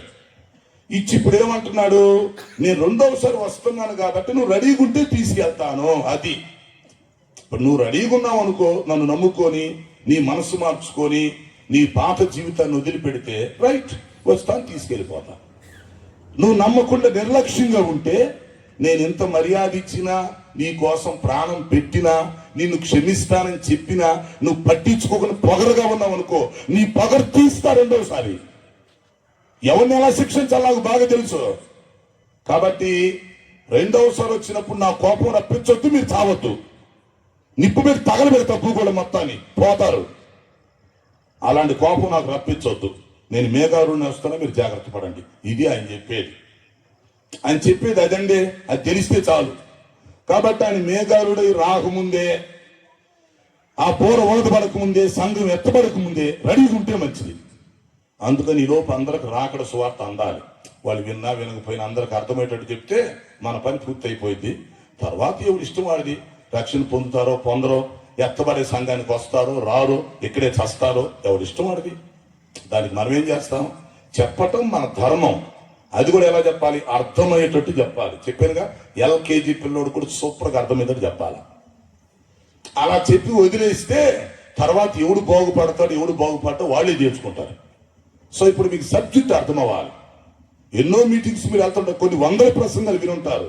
ఆ ప్రసంగాలు వేరు, ఈ ప్రసంగం వేరు, వాటికి దీనికి సంబంధం లేదు. కొన్ని వందల ప్రసంగాలు మీరు వినే ప్రసంగాలు ఏంటివి? ఇక్కడ భూలోకంలో దేవుని దీవిస్తాడు, కాపాడతాడు, ఆశీర్వాదాలు, స్వస్థతలు, ప్రవచనాలు, దర్శనాలు, మర్మాలు, ఇవన్నీ మీరు వినేది భూలోక ప్రసంగాలు. ఇప్పుడు జరగబోయే విషయం ఇది. మనిషి సీరియస్ మెసేజ్. నువ్వు ఉంటావా చస్తావా, వస్తావా నా దగ్గరికి పైకి, లేకపోతే అక్కడే చస్తావా తేల్చుకో. నేను వచ్చినాక నువ్వు బాధపడగాక. అది ఆయన సీరియస్ గా చెప్తున్నాడు. నేను వచ్చినాక నువ్వు బాధపడొద్దు, నువ్వు బాధపడ్డా నేను చేసేది ఏమి లేదు. కాబట్టి వస్తానంటావా, రా తీసుకెళ్ళిపోతా, లేదు ఇక్కడ చస్తానంటావా నీ ఇష్టం. నేను మేదారుడిని వస్తున్నా, వస్తే మాత్రం మంచిగా ఉండదు. అది కాబట్టి అతి త్వరలో ఆయన రాబోతున్నాడు. అందుకని ప్రకటన గ్రంథంలో ఈ ప్రకటన గ్రంథంలో ఇదిగో నేను త్వరగా వస్తున్నానని చెప్పి 5 సార్లు చెప్పాడు. అసలు ఒకసారి చెప్తే సాలదేంటి? ఒకసారి చెప్తే సాలదా? నేను త్వరగా వస్తున్నానని చెప్పి మళ్ళీ మళ్ళీ మళ్ళీ మళ్ళీ ఈ గ్రంథంలో చెబుతా ఉంటే ఎవరికి బుర్రకెక్కట్లా, ఎవడు సీరియస్ గా తీసుకోవట్లా. ఎవడు ఉద్యోగాలు వాడివి, ఎవడు బిజీ వాడిది, ఎవడు సంపాదన వాడిది. రేపు చస్తే మట్టిలో గెలిచిపోతారు. కానీ అరే ఆయన ఇన్నిసార్లు చెప్పాడే రేపు చస్తానే అని ఎవడు సీరియస్ గా తీసుకోవట్లా. తీసుకోపోతే పోతారు, మనం ఏం చేస్తాం? ఆయన అంత సీరియస్ గా చెప్తున్నప్పుడు వినకపోతే అది ఇంకా పొగరైద్ది. ఆయన రక్షిస్తానన్నప్పుడు ఇంక నీకేంటి? నువ్వు తప్పులు చేసినా పర్వాలేదురా బాబు, నేను రక్షిస్తానన్నాడు అంతే. నేను క్షమిస్తానంటున్నాడు, పరలోకం తీసుకెళ్తానంటాడు. ఇంకేం కావాలి? ఇప్పుడు మంచోని పరలోకం తీసుకెళ్తాను, చెడ్డోని నరకాన్ని పంపిస్తాను యేసుప్రభు చెప్పట్లా. అలాగా చెప్తే పరలోకానికి ఒక్కడు కూడా పోడు, మొత్తం నరకంలోనే ఉంటారు. మంచోని పరలోకాన్ని పంపించి చెడుని నరకాన్ని పంపిస్తాను కదా అని చెప్పేది. ఆయన ఏం చెప్తాడంటే, నువ్వు మంచోడు చెడ్డోడు నాకు ఎందుకురా, ముందు మనసు మార్చుకోరా. ఇప్పుడైనా నీ మంచితనం అక్కర్లేదు, నీ చెడుతనం అక్కర్లేదు, ఆ రెండు పక్కన పెట్టు, మనసు మార్చుకో, అది కుదురుగా ఉండు. ఇప్పుడన్నా నా దగ్గరికి వచ్చి సారీ చెప్పు, నన్ను నమ్ముకో, ఇక్కడి నుంచి కొంచెం మంచిగా ఉండు, నేను తీసుకెళ్ళిపోతా, పని అయిపోయింది. ఇక్కడ చావటం ఎందుకు, నరకానికి వెళ్ళటం ఎందుకు, నా కోపం రావటం ఎందుకు, ఇదంతా అవసరమా? సో ఇది యేసు ప్రభు మానవ జాతికి ఇస్తున్న పిలుపు. మనుషులను ఇది అర్థం చేసుకోవాలి. మీటింగులో కూడా ఎవరు చెప్పడం, మీటింగులు ఏం చెప్తారు? దేవుడిని కాపాడతాడు, నీకు సంవత్సరం పెళ్ళి అయితే నీకు పిల్లలు పడతారు, నీకు ఇల్లు కట్టేస్తావు, నువ్వేమనుకుంటున్నావు, నీ మనసులో దేవుడు చూస్తున్నావు, నీకు జరిగిద్ది. ఈ ప్రవచనాలు చెప్పి, దర్శనాలు చెప్పి, సోది చెప్పి ఈ క్రైస్తవ్యం అంతా భ్రష్టు పట్టిపోయింది. క్రైస్తవ్యాన్ని సోదితో నింపేశారు జనాలు. ప్రజలు కూడా అట్లే ఆదరించబడటానికి ఇష్టపడుతున్నారు. నువ్వు మనసులో ఏమనుకుంటున్నావు? దేవుడు చూస్తున్నాడు, సోదరుడా నీ కన్నులు దేవుడు చూస్తున్నాడు, సోదరుడు. కానీ అబ్బా ఏం చెప్పాడు అనుకుంటుంది. ఇవన్నీ ఎట్టాటి అంటే సెప్టిక్ ఎవడికి కట్లు కట్టినట్టుంది దేవాలయం. సెప్టిక్ ఎవడు కట్లు కడితే లోపల కుళ్ళిపోయి చేయి తీసేస్తారు రప్పించోడా. ఆల్రెడీ లోన కుళ్ళిపోతా ఉంటే పైన నీకు నొప్పి తగలకుండా ఇలా గాయానికి ఏదో మంది వేసి కట్టు కడితే ఈ కట్టు ఎట్లే ఉండి లోన కుళ్ళిపోయింది తెలుసుకో. సెప్టిక్ అయినప్పుడు లోన నుంచి క్లీన్ చేయాలి. వైద్యం కూడా తెలియదు పిచ్చ. నొప్పి పుట్టి దాన్ని ఏం చేస్తారంటే చక్కగా కొంచెం దూది పెట్టి మందు పెట్టి దూది పెట్టేసి కట్టు కట్టేస్తే మనమేమనుకుంటున్నాం, అరే కట్టు మాంతుంది లేరా, నొప్పి తగ్గిద్ది అనుకున్నాం. లోన కుళ్ళిపోతుంది నానా, లోన సెప్టిక్ అయ్యా కుళ్ళిపోతుందిరా బాబు. ఒకరోజు అయ్యేసరికి ఏమంటాడు, మొత్తం కుళ్ళిపోయిందా తీసేయాలంటాడు. అప్పుడేం చేస్తావు? ఇప్పుడు వచ్చే బోధలన్నీ సోది, టీవీలు అయ్యే, చర్చిలు అయ్యే, మీటింగ్లు అయ్యే, ప్రజలను ఆకట్టుకునే బోధలు, ప్రజలు తృప్తిపరిచే బోధలు, ప్రజలు సంతోషపరచడం, ఆదరించడం. నో, సంతోష పెడితే తప్పు లేదు, ఆదరిస్తే తప్పు లేదు. కానీ వాళ్ళ దగ్గరికి సత్యం దాకా కూడా సత్యం వెళ్తాడు తెలుసా. ఒక్కొక్కరి దగ్గరికి సత్యం టైం వచ్చిన దాకా సత్యం వెళ్తారు. వాళ్ళ దగ్గరికి ఒక్కో మీటింగ్ వెళ్తారు, 1,00,000 మంది కూర్చుంటారు, అక్కడ 50,000 మంది కూర్చుంటారు, 3-4 రోజులు మీటింగ్ జరుగుతాయి. కనీసం రాకడ గురించి ఒక్కరోజు చెప్పడం. జనాలు చూస్తే అన్ని జిల్లాల నుంచి వెళ్ళి కూర్చుంటాం, ఒక 50,000 మంది, 1,00,000 మంది కూర్చుంటాం. అది యేసుప్రభు వస్తున్నారని ఎవడు చెప్పడం. మరి 1,00,000 మంది చచ్చి నరకని పోవాలా? బుద్ధి జ్ఞానం ఉండాలా, బుద్ధి జ్ఞానం ఉండాలి. వయసు పెరగడం కాదు, బుర్ర పెరగాలి. మనిషి చస్తంటే సత్యమే తెలియట్లేదు ఇంతవరకు. ఈ పిచ్చి ప్రసంగాలు ఎంతకాలం వినాలి మనం? దేవుడు దీవిస్తాడు, దేవుడు కాపాడతాడు, దేవుడు స్వస్థపడితే దెయ్యం స్వస్థపరిచిద్దా, దేవుడు కాపాడి దెయ్యం కాపాడిద్దా? ప్రజలకి ఇలాంటివి కావాలి. దురజీవులు గలవాడికి అంటే వాడికి చెవు గొలపడుతున్నప్పుడు తిప్పుతా ఉన్నాడు పెట్టి తిప్పుతా ఉంటే భలే ఉంది, సమ్మగుండి గుబులు పెట్టినప్పుడు. చెవులో తిప్పేవాడు కావాలి, తిప్పుడు కర్ర ఒకటి తీసుకొని. దొర చెవులు కలిగిన బ్యాచ్కి గుబులు తీసేవాడు వస్తే ఎంత ఆనందమో. తీసి గోపకేసి పొడితే పోయింది. ఆంధ్రప్రదేశ్ భ్రష్టు పట్టిపోయింది. నేను అస్సలే లెక్క పట్టించుకునే వ్యక్తినే కాదు, నిర్మోహమాటంగా మాట్లాడే వ్యక్తిని. నాకున్న సర్కిల్ రోజుకు ఒకటి పిలిచినా 3 సంవత్సరాలు పెట్టింది నాకు మళ్ళీ తిరిగి రావడానికి. అంత పెద్ద సర్కిల్ ఉంది. 2000 మంది నా దగ్గర ట్రైనింగ్ తీసుకున్నారు. 1500 మంది సేవ చేస్తున్నారు ఈ రాష్ట్రంలో. అందులో టీవీ స్పీకర్లు ఉన్నారు, పెద్ద పెద్ద చర్చీలు. నా దగ్గర ట్రైనింగ్ నేర్చుకుని 1000 మంది సంఘం నడిపించే వాళ్ళు కూడా ఉన్నారు. నేను మాత్రం సింపుల్గా ఉంటా. ఈరోజు కాలు నడకను తిరుగుతా, రేపు ఫ్లైట్లో తిరుగుతా. నాకేం సమస్య లేదు. ఎలా అయినా తిరగలను నేను. 30 సంవత్సరాల క్రితం ఎలా ఉన్నాను ఇప్పుడు అలాగే ఉన్నాను. No change in my life. ఏమి హెచ్చించుకునే గుణం ఏమున్నదో, ఏం మార్పు ఏమున్నదో. 30 సంవత్సరాల క్రితం ఎట్లా ఉన్నాను ఇప్పుడు అట్లనే కష్టపడతా. ఇప్పుడు అలాగే సువార్త చెప్తాను, నిర్మోహమాటంగా మాట్లాడతా. బాగుపడేవాడు నా మాట వింటాడు, పోయేవాడు పోతాడు. కాబట్టి మనుషుల్ని సంతోషపరిచే ప్రసంగాలు నరకని పంపిస్తాయి. ఇప్పుడు సత్యం అనేది తెలియాలి. సరే, సంతోషం పెట్టినా, స్వస్థతలు జరిగినా, అద్భుతాలు జరిగినా ఇదంతా ఒకే, 100% కరెక్టే. కానీ మనిషికి సత్యం తెలియకుండా ఎన్ని మీటింగ్లు పెడతాం మనం? వాడు చస్తున్నాడు ముసలుడై, ఇంతవరకు సత్యమే తెలియదు. నో, మనుషులకి సత్యం వాళ్ళ దగ్గరికి తీసుకెళ్ళాలి. అది యేసు ప్రభు వస్తున్నాడు అని కూడా చెప్పరు. కనీసం కొన్ని మీటింగుల్లో యేసు ప్రభు వస్తున్నాడు ఆయన జాగ్రత్త పడని చెప్పరు. మరి ఏం చెప్తాడు? భూలోకంలో ఉన్న విషయాలు చెప్తే వాడు ఎక్కడెక్కడే దీవించబడుతున్నాం, స్వస్థం చెప్పి ఎక్కడే చచ్చిపోతే ఇక్కడ నరకని పోతాడు. ఇంకా అక్కడికి పోయేది ఎప్పుడు? ప్రియులారా, అర్థం చేసుకుని దయచేసి చాలా మార్పు రావాలి.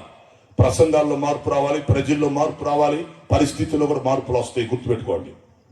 కాబట్టి కొంతమంది కొన్ని సంవత్సరాల నుంచి ఎదురు చూస్తారు, ఒక్క పూట వచ్చి వెళ్ళయ్యా మా దగ్గరికి అని. వస్తానని చెప్తాను, కుదరదు. ఎందుకంటే దేవుడు అవకాశం ఇస్తేనే. ఈ రోజు ఇక్కడికి వచ్చాను, చాలా కష్టపడి వచ్చాను. మరి రేపు పొద్దున ఒక చోట, సాయంత్రం ఒక చోట ఉంటా. నేను ఒక పూట ఒక జిల్లాలో ఉంటా. దేవుడు ఎక్కడికి నడిపిస్తాడో అక్కడ ఉంటా నేను. ఏ ప్రాంతానికి దేవుడు అవకాశం ఇస్తాడో అక్కడ నో ప్రాబ్లం. ఈ రోజు మిమ్మల్ని దేవుడు ప్రేమించాడు, ఈ అవకాశం మీకు ఇచ్చాడు. మీకు సత్యం చెప్పడానికి నిలబడ్డా. నాకు కావాల్సింది ఏంటిది? సత్యం మీ దగ్గరికి రావాలంతే.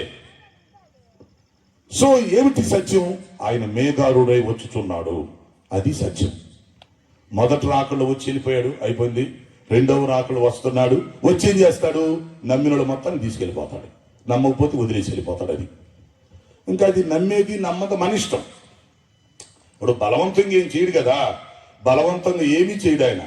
నమ్ముతావా నీ ఇష్టమే, నమ్మకపోయినా నీ ఇష్టమే, వదిలేసేస్తాడు. కాబట్టి ఇప్పుడు యేసుక్రీస్తు రాకల్లో వచ్చినప్పుడు మధ్యాకాశానికి వచ్చి ఆర్భటించి భూ అని బోర ఊదే లోపు కొన్ని కోట్ల మంది భూమి మీద నుంచి కనపడకుండా పైకి వెళ్ళిపోతారు. అది పగలైనా రాత్రైనా, మనం నిద్రలో ఉన్న మెలుకున్నా గుర్తుపెట్టుకోండి. మాకు చెప్పలేదు అనగాకండి, మాకు తెలియదు అనగాకండి, తెలియటానికి ఇక్కడ నిలబడ్డా. ఆయన వచ్చి బోర ఊస్తాడు. అప్పుడు నువ్వు నిద్రలో ఉండు, మెలుకుగా ఉండు. అది పగలైనా రాత్రైనా, నువ్వు పొలంలో ఉన్నా, ఇంట్లో ఉన్నా, ఆఫీసులో ఉన్నా, డ్యూటీలో ఉన్నా, జర్నీలో ఉన్నా, ఎక్కడున్నా సరే, ఎస్, ఆయన బోర ఊదిన వెంటనే కొన్ని కోట్ల మంది భూలోకాన్ని వదిలిపెట్టి కనిపించుకుని వెళ్ళిపోతారు. ఒక్క రెప్పపాటులో ప్రతి దేశంలో నుంచి 250 దేశాలు ఉన్నాయి భూమి మీద. ప్రతి దేశంలో నుండి, ప్రతి ఊర్లో నుండి, ప్రతి సంఘంలో నుండి, ప్రతి ఇంట్లో నుంచి ఆయన నమ్మిన మొత్తం కొన్ని కోట్ల మంది ఒకేసారి కనిపించుకొని పైకి వెళ్ళిపోతారు. మిగతా వాళ్ళంతా ఇక్కడ విడవబడి చేస్తారు. ఇక్కడ అది ఎత్తబడే సమయం, అది ర్యాప్చర్. ఏ ఇంట్లో ఎవరు వెళ్ళిపోతారో తెలియదు, ఎవరు ఉంటారో తెలియదు, ఏ ఊర్లో ఎంతమంది వెళ్తారో తెలియదు, ఎవరు ఉంటారో తెలియదు. ఇదంతా మనకు అనవసరం, మనకు అర్థం కాదు. కాబట్టి ఒక్క రెప్పపాట్లో వెళ్ళిపోతారు కొంతమంది.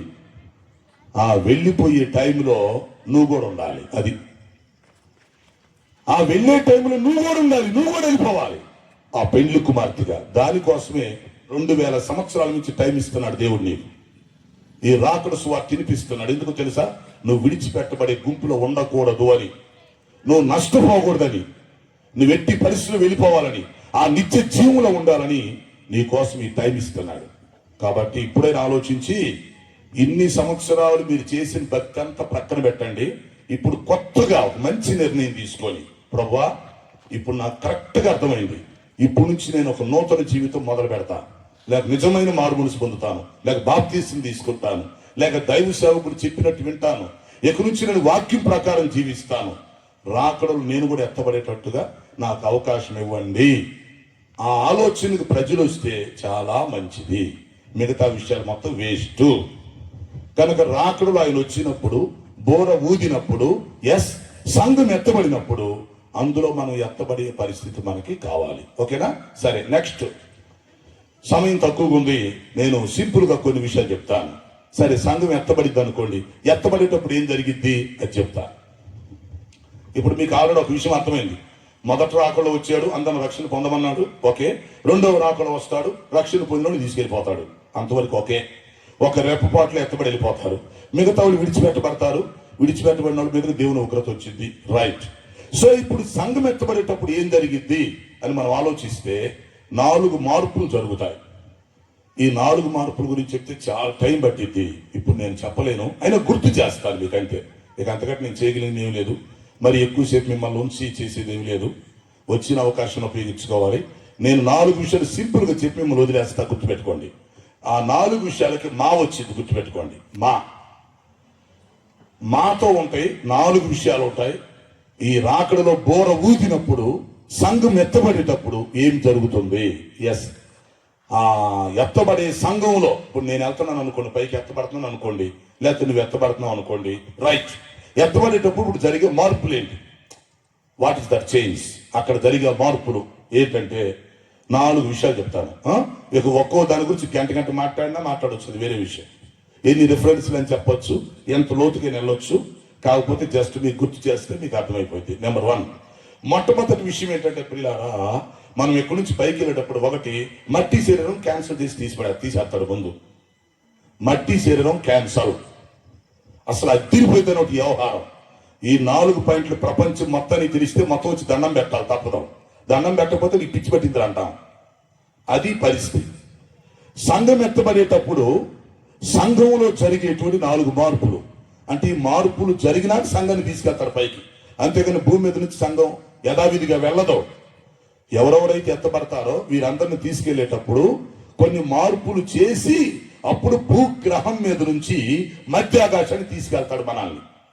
అందులో ఇప్పుడు ఏం జరుగుతాయో గుర్తుపెట్టుకోండి సింపుల్ గా. మొట్టమొదటి ఏంట్రా అంటే మట్టి శరీరం క్యాన్సర్. ప్రస్తుతానికి మనం ఏ శరీరంతో ఉన్నాం? వెనకోళ్ళు కరెక్ట్, అంతవరకు కరెక్ట్ ఏనంటారా? మట్టి శరీరం.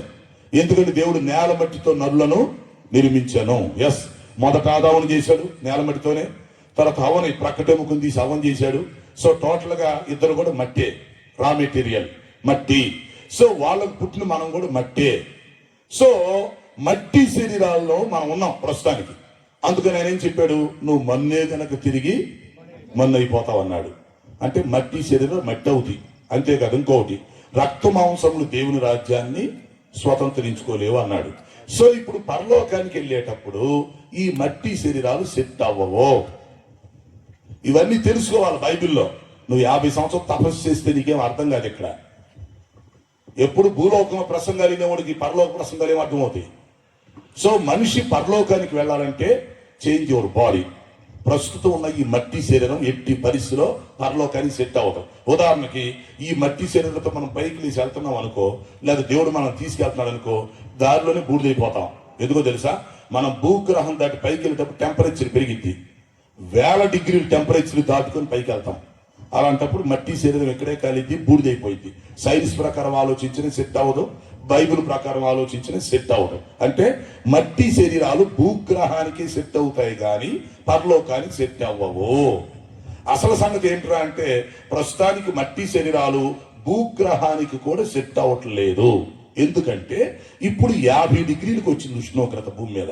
నేను గత 20-25 సంవత్సరాల క్రితం చెప్పా, ఎవడిలా నా మాట 1000 మంది ప్రసంగాల్లో చెప్పా, నాయన 50 డిగ్రీలు ఉష్ణోగ్రత వచ్చిద్దిరా రాకడ వచ్చే ముందు. నేను చెప్తున్నాను వినండిరా, ఏసీలు కూడా పనిచేయరా నాయన, మనిషి తట్టుకోలేడురా, చూస్తా ఉండండిరా అని గత 25 సంవత్సరాల క్రితం గ్రౌండ్ లో తిరిగి చెప్పా. అప్పుడు ఎవడికి అర్థం కాల. ఇప్పుడు ఏడి చస్తున్నది ఒక్కొక్కడు. 50 డిగ్రీలు చూపిస్తుంది గవర్నమెంట్ ఉష్ణోగ్రత. కొన్నిసార్లు ఏసీలు పెట్టుకుంటే ఏసీలు కూడా పనిచేయట్లా. ఒకప్పుడు ఏసీ అంటే ఏదో లగ్జరీ కోసం పెట్టేవాళ్ళం, ఇప్పుడు అడుక్కునేవాడు ఏసీ పెట్టుకుంటున్నాడు తిండి లేకపోయినా. ఎందుకో తెలుసు, ఉండలేక. AC it's not luxury now. ఇప్పుడు అది లగ్జరీ కాదు, ఎందుకంటే ఉండలేకపోతున్నాడు కదా.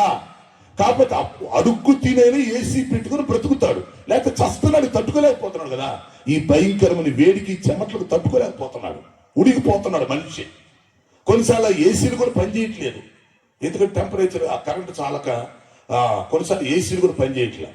అంటే ఎలాంటి పరిస్థితికి వచ్చామో చూడండి మనం.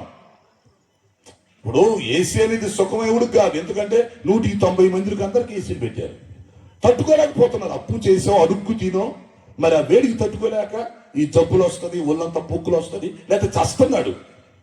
అందుకని ఏదో కొంచెం గాలి కోసం పెట్టుకుంటున్నాడు. నేను ఎప్పుడో 10 సంవత్సరాల క్రితం చెప్పా, మరి అప్పుడు వినొచ్చుగా, అప్పుడు అర్థం కాదా మీకు? అలాగే జరిగే విషయాలు ముందే చెప్తున్నాం, ఎవడు పట్టించుకోవట్లా.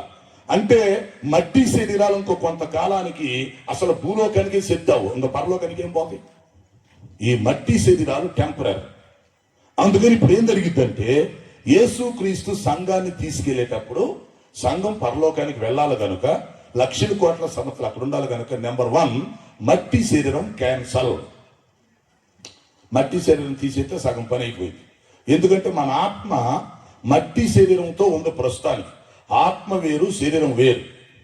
ఆత్మ నీకు లోపల ఉంది, మట్టి శరీరంతో పాటు మనం ఉన్నాం. అయితే రేపు ఏం చేస్తాడంటే, దేవుడు ఆత్మను అలాగే ఉంచి ఆత్మ తొడుక్కున్నటువంటి మట్టి శరీరాన్ని క్యాన్సిల్ చేసి పడేస్తాడు. మట్టి శరీరం తీసేస్తే మనకేమైందంటే, అందులో ఉన్న పాప స్వభావం కూడా పోయింది. అది ఇంకో పెద్ద మరము. అది చెప్తే మళ్ళీ ఇప్పుడు అరగంట పట్టింది, టైం కుదరదు.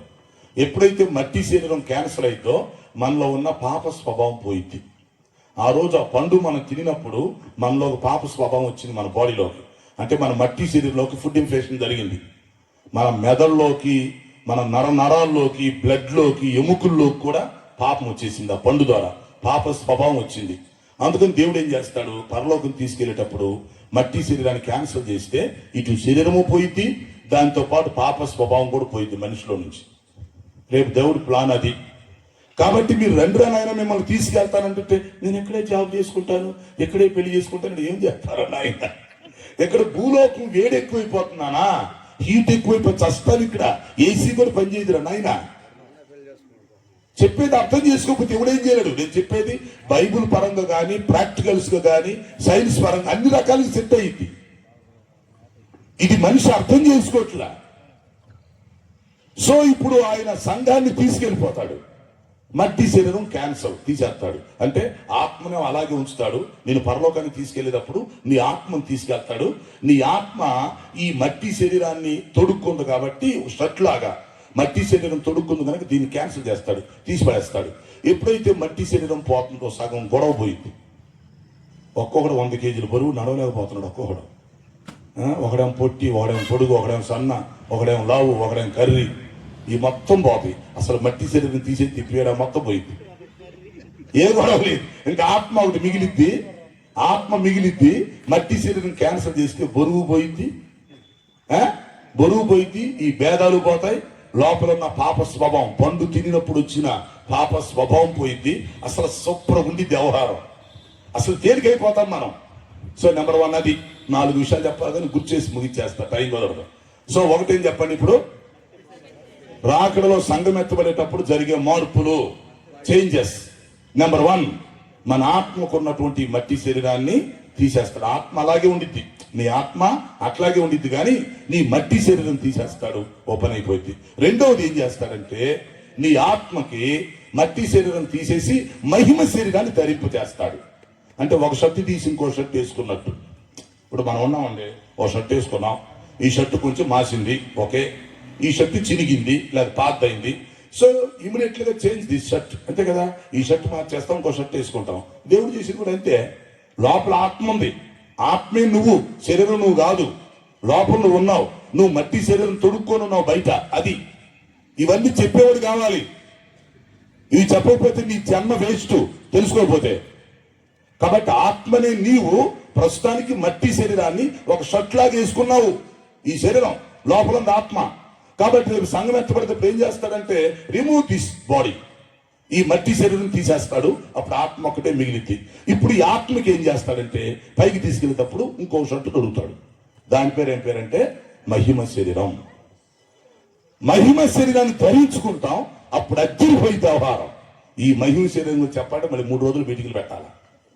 మహిమ శరీరం యొక్క క్వాలిటీస్ ఏంటి, దాని గుణం ఏంటి, దాని యొక్క పరిస్థితి ఏంటి, దాని రాయితీలు ఏంటి, దాని ప్రివిలేజెస్ ఏంటి, అసలు మహిమ శరీరం ఎలా ఉండిద్దో వివరించాలంటే ఖచ్చితంగా 2-3 రోజులు పెట్టాలి మరి దానికోసం. అంటే మహిమ శరీరానికి అన్ని పాసిబిలిటీస్ ఉంటాయి బైబిల్లో. మహిమ శరీరానికి సమ్ ప్రివిలేజెస్, కొన్ని గొప్ప గొప్ప ఆధిక్యతలు కలిగి ఉంటాయి. ఉదాహరణకి ఒకసారి ఇప్పుడు నా మట్టి శరీరం క్యాన్సర్ తీసేయి, అయిపోయింది దీని పని. ఇప్పుడు నా ఆత్మకు మహిమ శరీరం వచ్చింది అనుకో, ఎట్టుండి నా పని అంటే నేను ఎక్కడి నుంచి ఒక్క సెకండ్ లో నేను చంద్రమాల మీద ఉండాలనుకున్నాను అనుకోండి, నేను కళ్ళు మూసుకొని తెలిసిలోపు అక్కడ ఉంటా నేను చంద్రమాల మీద. లేదు మరొక సెకండ్ లో నేను ఎక్కడ ఉండాలనుకో, దెబ్బకొచ్చి ఇక్కడే ఉంటా నేను. లేదు నేను హిమాలయస్ మీద ఉండాలి, ఒక్క సెకండ్ లో కళ్ళు మూసుకొని తెలిసిలోపు అక్కడ ఉంటా నేను. అంటే నాకు మహిమ శరీరం వస్తే నాకు many possibilities in my body. ఇవన్నీ బైబిల్లో చెప్పాలి నాయన. ఇవి చెప్పకుండా దేవుడు నిన్ను కాపాడతాడు, దేవుడు నిన్ను ఎవడు సోది. ఎన్ని సంవత్సరాల నుంచి ఉంటావు ఇవి? ఇంకా దేవుడు కాపాడటం స్వస్థపరచు ఇయేనా? భవిష్యత్తులో జరిగే విషయాలు తెలుసుకోవద్దా? సృష్టి మర్మాలు తెలుసుకోవద్దా? పరలోకం గురించి తెలుసుకోవద్దా? నాకు అదే బాధ. లక్షల మంది వస్తారు, ప్రసంగాలు కూర్చుంటారు. అరే చెప్పేవాడు ఏం చెప్తున్నాడు, సైతం నవ్వుకుంటాడు. ఎందుకంటే వీడికి సరైన ప్రసంగం తెలియదు పోనీ అని. వీడొచ్చి 3 రోజులు కూర్చున్నాడు, 3 రోజులు కూర్చొని తిన్నాడా, వీడికి సరైన ప్రసంగం కూడా దొరకలేదు పోనీ అనుకుంటాడు సైతాన్ని కూడా. కాబట్టి మీరు కూడా ఎట్లుండకూడదు, పిచ్చగా ఉండకూడదు. వాక్యం అంటే ఏంటో కరెక్ట్ గా పట్టుకోవాలి. ఎవరి దగ్గర వాక్యం ఉంది, అసలు వాక్యం అంటే ఏంటో అది తెలుసుకోవాలి. ఓరక గొర్రె దాడిలాగా గొర్రెపోతే 100 గొర్రెలు పోయినట్టు పోవడం కాదు, గొర్రె దాడా అట్ట కాదు, సత్యం తెలియాలి. సో నెంబర్ 1 మట్టి శరీరం క్యాన్సల్ అవుట్, ఆత్మ ఉంది. ఇప్పుడు ఆత్మకి నెంబర్ 2 మహిమ శరీరాన్ని తొడుగుతాడు. మహిమ శరీరం తొడిగితే మనం పైకి లేచి వెళ్ళిపోవచ్చు గాలిలో. లేదు భూమి యొక్క ఆకర్షణ శక్తికి మనకు పని ఉండదు. మామూలుగా అయితే మనం పైకి ఎగిరామనుకోండి, వెంటనే కిందకు లాగుతుంది ఎవరు? శరీరం. శరీరం కాదు భూమి, శరీరం కూడా లాగేది భూమి. భూమికి ఆకర్షణ శక్తి ఉంది, మనం పైకి ఎత్తి కిందకు లాగిపడేసింది. అది మనం మట్టి శరీరంతో ఉన్నాం గనక ఆకర్షణ శక్తికి మనం లోనవుతాం. అదే ఇప్పుడు మట్టి శరీరం క్యాన్సల్ చేసి పడేసి నీ ఆత్మకి మహిమ శరీరం ఇచ్చాడు అనుకో, నువ్వు ఇక్కడ ఎక్కేవు అనుకో, ఇక్కడ ఉన్నావు అనుకో, ఏడే ఉంటావు, నువ్వు కిందకు రావు. ఇంత ఎత్తులో నిలబడ్డావు అనుకో, నువ్వు ఏడే ఉంటావు, కిందకు రావు. ఇటు నువ్వు పైకి నడుచుకుంటూ వెళ్ళిపోవచ్చు, పైకి నడుచుకుంటూ వెళ్ళిపోతావు. అంటే నువ్వేం పడేది లేదు, కిందకు వచ్చేది లేదు. ఎందుకంటే మహిమ శరీరము మట్టి శరీరం యొక్క ఆకర్షణకి లోబడదు. సైన్స్ కాదు, వాడు బాబుకి చెప్తావు కూర్చోమని, ఇక్కడ సైంటిస్టులు కూర్చోమను, కోచింగ్ పెడతా. వాళ్ళకేం తెలుసు నాయన, వాళ్ళు ఈ చేరడు కొన్ని కోట్ల రూపాయలు ఖర్చు పెట్టాలి ఈ ప్రయోగాలు చేయాలంటే. నేను 5 పైసలు ఖర్చు లేకుండా చెప్తున్నా ప్రయోగాలు. సో ఇప్పుడు నేను మహిమ శరీరంలో ఉన్నాను అనుకోండి, ఫర్ ఎగ్జాంపుల్ నేను ఎట్లా నడుచుకుంటే, ఇప్పుడు ఎట్లా నడుస్తున్నామో నేను ఇప్పుడు ఎట్లా నడుచుకుంటూ వెళ్ళిపోతా. నేను ఇంత ఎత్తులోకి నిలబడ్డా అక్కడే నిలబడతా. నేనేం కిందకు రాను. ఎందుకు చెప్పండి? చదువుకున్న వాళ్ళు మాట్లాడండి, 99 మార్కులు వస్తాయి ఒక్కొక్కడికి. పట్టుకోతే అక్షరం ఒక రాదు, మార్కులు చూస్తే 99.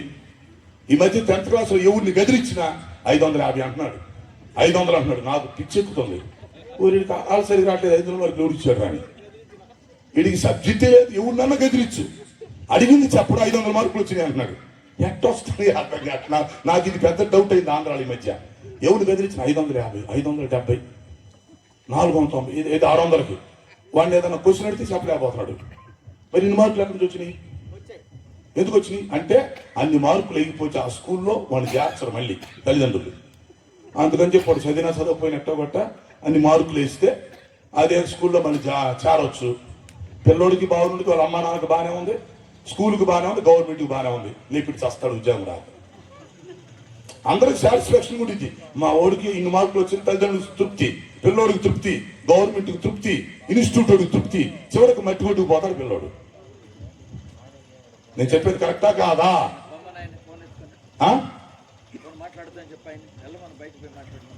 సో ఇక్కడ విషయం ఏంటంటే సత్యం జరగట్లేదు, సత్యం జరగట్లా. మనం ఒక అమాయకత్వం ఉండిపోతున్నాం. కాబట్టి ఏంటంటే సత్యంలోకి రావాలి, అసలు వాస్తవం అనేది తెలియాలి. అది తప్ప తర్వాత సంగతి, వాస్తవం ఇది అనేది తెలియాలి. కాబట్టి ఇప్పుడు ఏంటి, నీకు మహిమ శరీరం వచ్చింది అనుకోండి, నెంబర్ 2 నీకు భూమితో పనిలే, నువ్వు పైకి నడిచి వెళ్ళిపోతావు. లేకపోతే నువ్వు మనసులో ఏదనుకుంటే కళ్ళు మూసుకొని చేసి అక్కడికి వెళ్ళిపోతావు, మళ్ళీ తిరిగి వచ్చేస్తావు.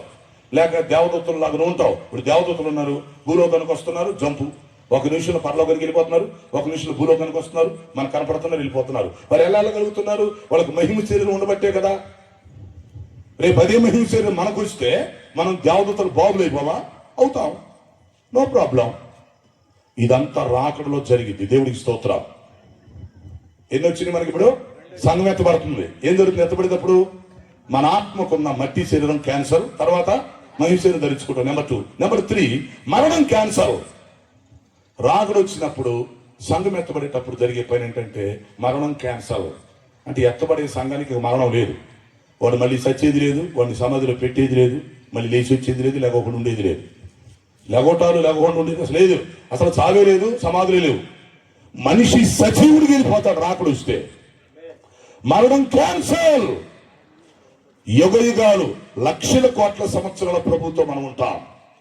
అందుకనే బైబిల్లో ఉంది, కాగా మనం సదాకాలము ప్రభువుతో కూడా ఉందుము. సదాకాలం ఉంటాం మనం.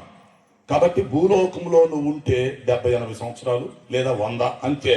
కానీ మరణము లేనటువంటి పరిస్థితి వచ్చింది, గుర్తుపెట్టుకో. నువ్వు ఎప్పుడైతే రక్షణ పొంది బాప్తీసం తీసుకుంటున్నావో, ఎత్తబడి సంఘం కొరకు నువ్వు ఎదురు చూస్తుంటావో, రాకడ కోసం ఎదురు చూస్తుంటావో, రాకడ వచ్చిందంటే మరణం క్యాన్సిల్ అయిపోయింది. రాకడ వచ్చేంత వరకే మరణాలు, గుర్తుపెట్టుకో. ఆదాము హవ్వల దగ్గర నుంచి మరణం ఉంది. పాత నిబంధనలో ఉంది, క్రొత్త నిబంధనలో ఉంది మరణం. ఓకే, రాకడ వస్తే క్యాన్సల్. మరణం తీసేస్తాడు ఆయన.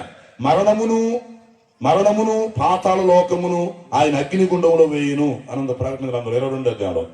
సో మరణం క్యాన్సల్, తీసేయి. అసలు ఇక మనం చిరంజీవులు. మనం లక్షల కోట్ల సంవత్సరాలు బ్రతికినా సరే మనం చచ్చేది లేదు, మనకు ముసల్తనం వచ్చేది లేదు, ఇవన్నీ జరగవు. ఇక మనం దేవదూతలాగా చిరంజీవులుగా ఉండిపోతాం. మరి అలాంటి లోకం నీకు కావాలా? లేకపోతే ఇక్కడ ఏదో కొంచెం కలిసి వస్తే చాలే, ఇల్లు కడితే చాలే, జాబ్ వస్తే చాలే, పిల్లలు పుడితే చాలే, అది ఆలోచిస్తావా? మరణం క్యాన్సిల్ అయిపోయేటువంటి పరిస్థితి కావాలని కోరుకుంటావా? ఒకసారి ఆలోచించుకోండి. డియర్ ఫ్రెండ్స్, సీరియస్లీ ఆలోచించండి. మరణం క్యాన్సిల్ అవటం నీకు కావాలా? లేక తాత్కాలికంగా ఏదో ఒక ఇల్లు కట్టుకుని దేవుడు దీవిస్తే చాలే, నలుగురు పిల్లల్ని ఇస్తే చాలే, పిల్లలు సెటిల్ అయితే చాలే, అంతవరకు ఆలోచిస్తావా?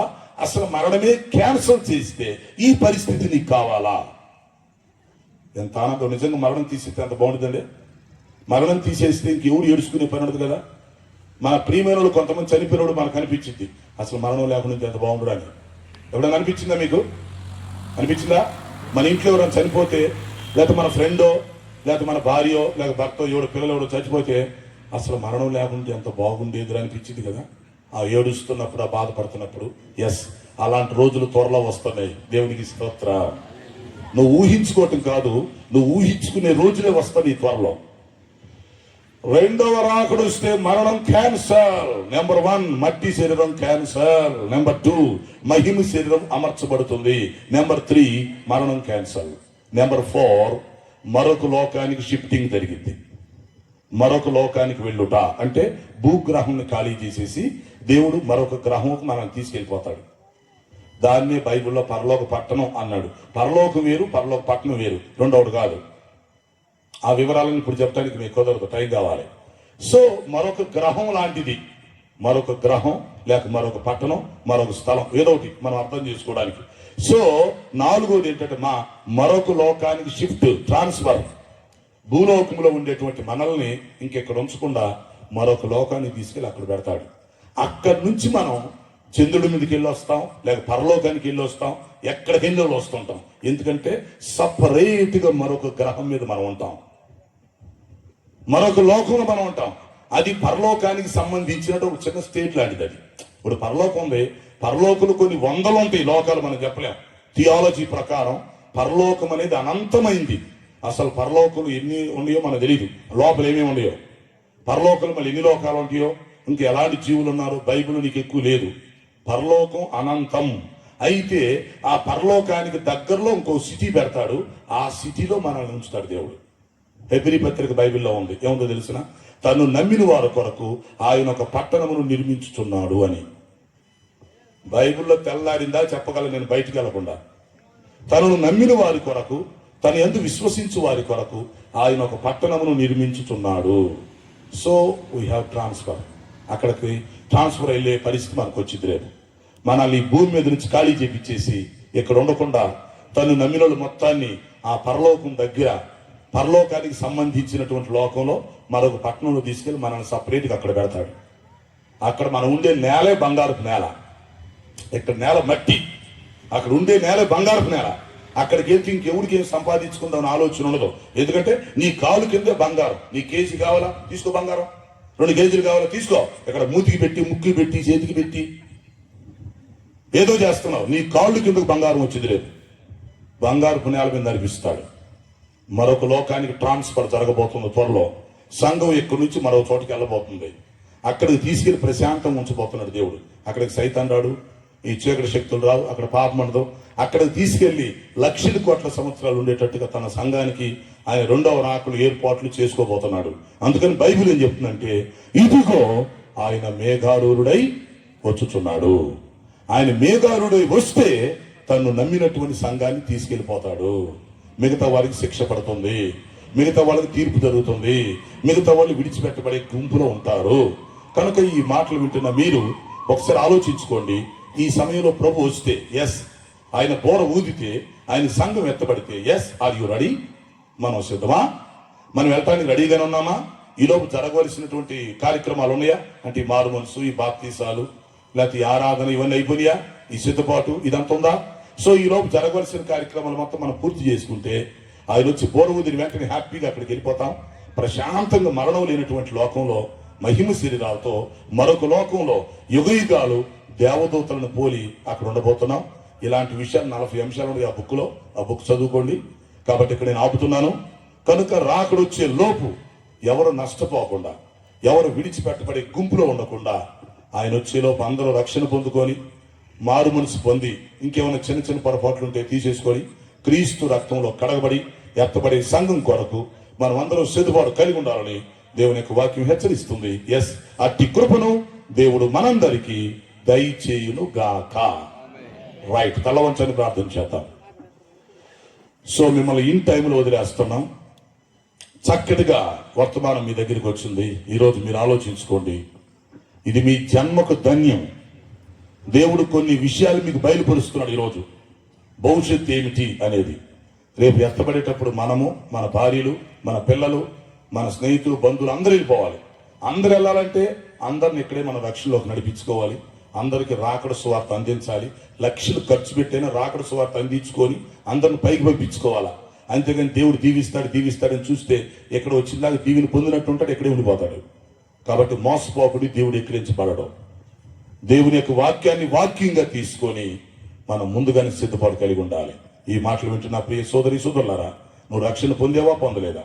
బాప్తీసం తీసుకున్నావా, తీసుకోలేదా? మరి తీసుకుని వెనకబడిపోయావా? లేక రాకడ గురించి నిర్లక్ష్యంగా ఉంటున్నావా? లేకపోతే సిద్ధపాటు కలిగి ఉన్నావా? ఒక్కసారి ఆలోచించుకొని ఇప్పుడైనా మంచిగా ఒక మంచి నిర్ణయం తీసుకొని ప్రార్థనాపూర్వకంగా ఎక్కడి నుంచి మనం వెళ్ళొచ్చు. ప్రార్థన చేద్దాం. పరిశుద్ధుడు అయిన మా తండ్రి, జీవాధిపతి, ఎస్, మీ ఘనమైన పాదాలకు స్తుతి స్తోత్రాలు చెల్లిస్తున్నాం. మీరు ప్రేమించి మాకు ఇచ్చిన వర్తమానం కొరకు వందనాలు. ఈ వర్తమానం మా హృదయాలు ఫలింపచేయండి. అంచె దినాల్లో మేము ఉన్నాం, అపాయకరమైన కాలాల్లో మేము ఉన్నాం. కాబట్టి ప్రతి ఒక్కరికి సత్యం తెలియాల్సిన అవసరత ఉంది. మీ సత్యవాక్యాన్ని మీ బిడ్డలకు మేము అందిస్తున్నాం. ప్రతి ఒక్కరు రక్షణ పొంది రాకడ కొరకు సిద్ధపడుతూ కృప అనుగ్రహించండి. ఈ రోజు కూటం ఘనంగా ధరించినందుకు మీ స్తుతులు చెల్లిస్తూ, రేపు జరిగే కూడి ఘనంగా ధరించండి. ఈ సభల పక్షంగా మీకు మహిమ చెల్లిస్తూ యేసు పరిశుద్ధ నామములో అడుగుచున్నాను తండ్రి. ఆమేన్, ఆమేన్.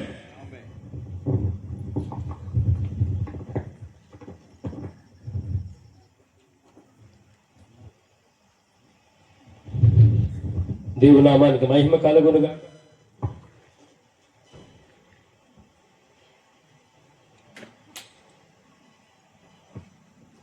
ప్రభు చిత్తమైతే 2027వ సంవత్సరము దేవుడు మాకు ఆయుష్ను ఆరోగ్యం కలుగు చేసి 2027వ సంవత్సరంలో 3 దినాలు సభలు ఏర్పాటు చేయడానికి, అదేవిధంగా అయ్యగారి ద్వారానే, అది కూడా 3 రోజులు, ఇంకా ఆ సబ్జెక్ట్ బాగా క్లుప్తంగా బాగా తెలుసుకోవడానికి ప్రభు అట్టి సమయాన్ని మాకు దయచేయనుగాక.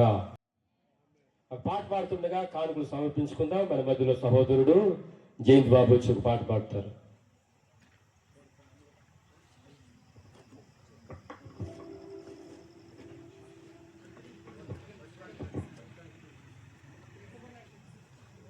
వాలంటీర్స్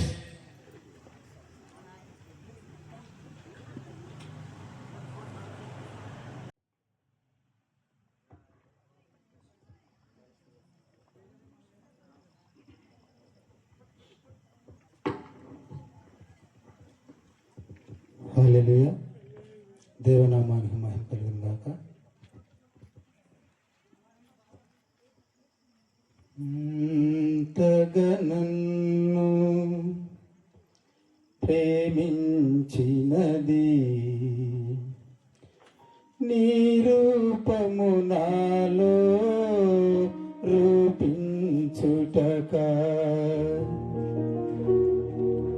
ఇంతగా నన్ను ప్రేమించినది నీ రూపము నాలో రూపించుటక, ఇదియే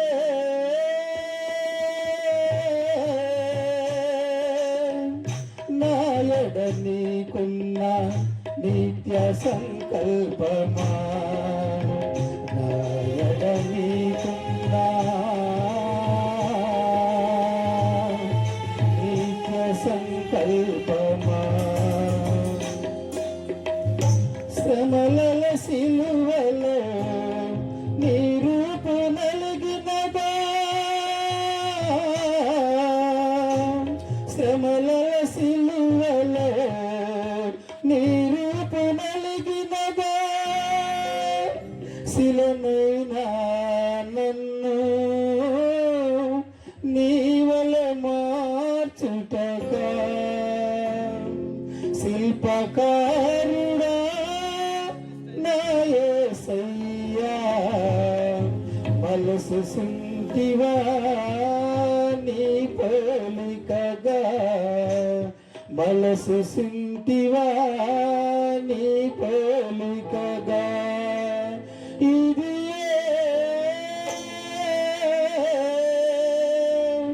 నాయడ నీకున్న నిత్య సంకల్పమా, నాయడ నీకున్న నిత్య సంకల్పమా,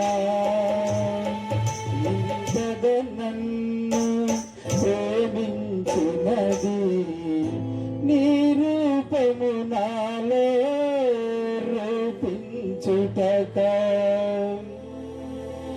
తీగలు సడలి అపసరమయమై మూగబోయనే నాసర మండలము.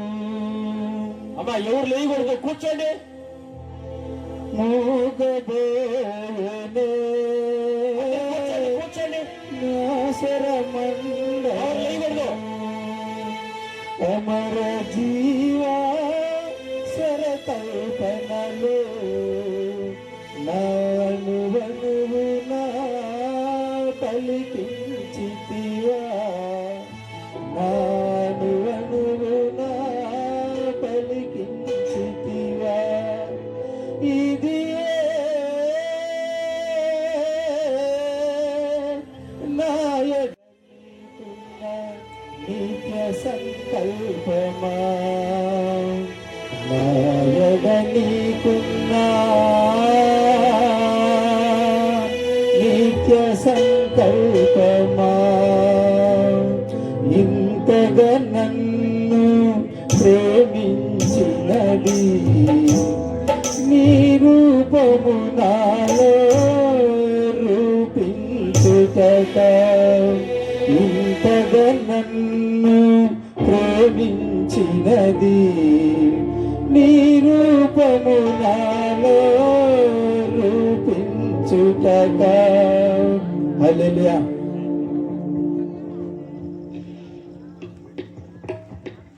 దేవునామానికి మహిమ కలుగును గాక. కానుకల నిమిత్తము మరి మధ్యలో సహోదరు విల్సన్ గారు వచ్చి ప్రార్థన చేస్తారు.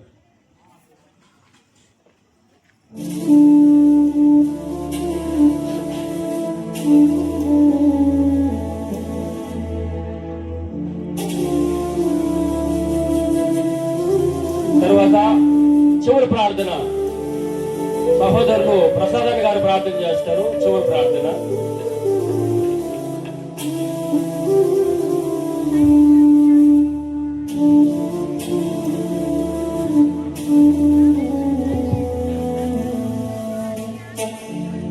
హల్లెలూయా. సర్వాధికారియు నిరంతర స్తోత్రార్హుడైన దేవ, నీకు స్తోత్రములైన దేవా, ఈ యొక్క సభలు మొదటి దినములు ఆయన బహుగా ఆయన దీవించబడిన తండ్రి అయ్యగారు ఐజయ్ గారు తండ్రి రాకడ గురించి బహు గొప్పగా ఆయన మధురమైనటువంటి మాటలు అందించినందుకు స్తోత్రములయ్యా. మృదు మధురమైనటువంటి మాటలతో మా హృదయాలు ఆయన మహిమ లోకానికి వెళ్ళడానికి, ఈ మట్టి శరీరాన్ని ఈ భూమి మీద విడిచి వెళ్ళడానికి కావాల్సినటువంటి నీ యొక్క మహిమను మాకు కుమరించినందుకు స్తోత్రాలు. అవునయ్యా, ఈ సభను బట్టి నా తండ్రి కానుకలు సమర్పించేటువంటి ప్రతి బిడ్డను వారి కష్టాజితను ఆస్వాదించయ్యా. 30 దంతులుగాను 60 దంతులుగాను 100 దంతులుగాను వాళ్ళ కష్టాజితాన్ని వాళ్ళు పిసుకుతున్న త్రుటిని వాళ్ళ పట్లను దీవించబడి ఆశీర్వదకరంగా దీవెనలు పొందుకుని వెళ్ళేంత వరకు నీ భద్రత కృప కనికరం ఉంచమని నా ప్రభు యేసు క్రీస్తు పేరు బ్రతుకున్నాడు వేడుకుంటూ ముగిస్తున్నాను. ఆమేన్. ప్రసాద్ గారు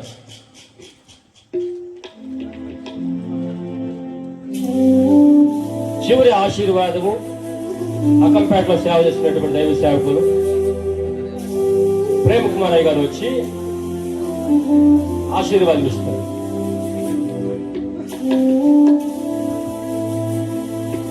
ప్రార్థించుకుందాం. మహాపరిశుద్ధుడా, మహోన్నతుడా, ప్రేమ గల మా దేవ, నా తండ్రి, మీ ఆదరణ పండుగల్లో నా దేవ మా కొరకు మీరు మాట్లాడే వాక్యం నిమిత్తమై మీకు వేలాది స్తోత్రములు తండ్రి. ఇదిగో నా దేవా, మేమందరం ఈ భూమి మీద ఎలాంటి సిద్ధపాటు కలిగి ఉండాలనో మీ దైవదాసుల ద్వారా మాతో మాట్లాడినందుకు మీకు వేలాది స్తోత్రం దేవా. ఇదిగో నా తండ్రి, ఈ ఆదరణ పండుగల్లో నా దేవా మొదటి రోజున నా తండ్రి మీ కృపలో మేము ఎంతగానో నా దేవా జరుపుకున్నందుకు మీకు వేలాది స్తోత్రములు తండ్రి.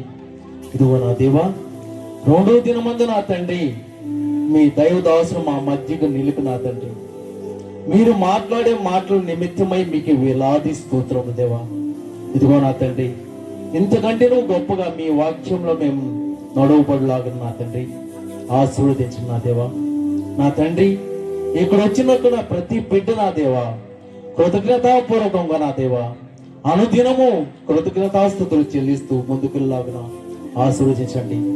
ప్రతి విషయంలోనూ నా దేవా మీ యొక్క మెండైన ఆశీర్వాదాలు మేము పొందుకుంటూ ముందుకు సాగులను ఆశీర్వదించగలని యేసయ్య పరిశుద్ధ నామములో బతిమాలు వేడుకుంటున్నాం నా తండ్రి. ఒక నిమిషము. మీకు అందరికీ చెప్పాను ఇంతకుముందు కూడా, ఇప్పుడు కూడా చెప్తున్నాను. 2009 సంవత్సరము సేవ నిమిత్తమై ఈ ప్రాంతానికి వచ్చాము. మాకు విశ్వాసం లేరు, ఎవరు లేరు, కొద్దిమందే ఉన్నారు, ఒక 5 మంది ఉంటారు. మా పరిస్థితి చాలా అధ్వానంగా ఉంది. నా కూతురు, నా కుమారుడు, నా కూతురు వచ్చి 1st క్లాసు, నా కొడుకు యూకేజీ చదువుతా ఉన్నాడు. అప్పుడు అసలు మాకు తెలియనటువంటి వ్యక్తి, ఎన్నడూ పరిచయం అయినటువంటి వ్యక్తి, ఎప్పుడు కూడా చూడనటువంటి వ్యక్తి, ఆ వ్యక్తి మమ్మల్ని ఆదరించింది గనుక ఈ సభాముఖంగా ఆమెని ఒక శాలువతో సత్కరించాలని మేము కుటుంబ సమేతంగా మాట్లాడుకున్నాం. ఆమెని స్టేజీ మీదకి రావాల్సిందిగా ప్రభు పేరు మనం చేస్తున్నాం. ఆమె చంద్రలీలమ్మ. చప్పట్లు కొట్టాలి. నా కూతురు ఏంజిల్ ప్రియా, నా కుమారుడు గిద్యోనాథ్ ఆశ్రమ్ గారు స్టేజీ మీదకి రావాలి.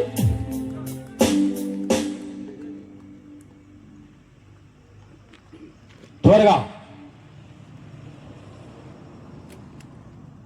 అక్క మమ్మల్ని ఎంతగానో ఆదరించింది.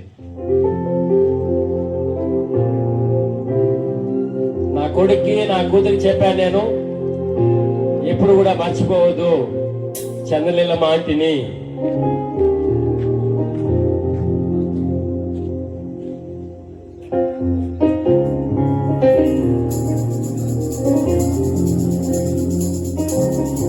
ఫోటో తీ.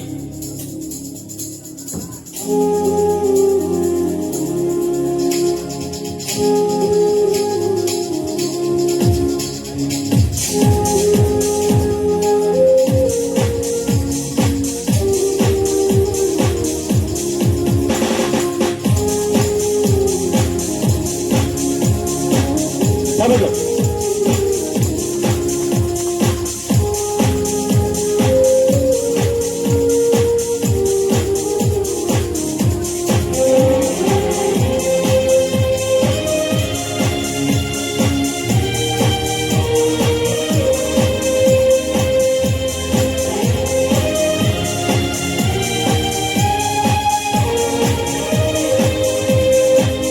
తదుపరి పెద్దకుంట ప్రాంతానికి చెందినటువంటి దైవశాఖలు 23 సంవత్సరాలకు ముందు ఆయన వాక్యాన్ని విని, అలాంటి వాక్యము మా ప్రాంతంలో, అంటే నేను సేవ చేసే ప్రాంతంలో ఆ వాక్యాన్ని వినిపించాలనేటువంటి అనేక సంవత్సరాలు ప్రార్థన చేసినాం. దేవుడు ఆ ప్రార్థనకు బదులుగా ఈ దినాన్ని నెరవేర్చాడు. అది బట్టి అయ్యగారిని కూడా శాలువతో సత్కరిస్తాం.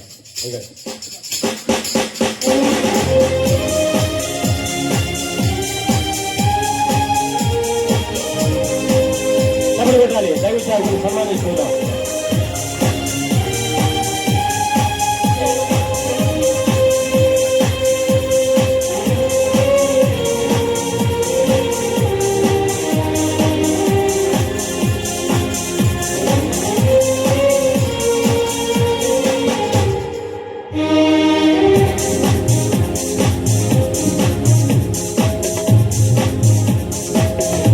చివరి ఆశీర్వాదంతో ముగించుకుందాం.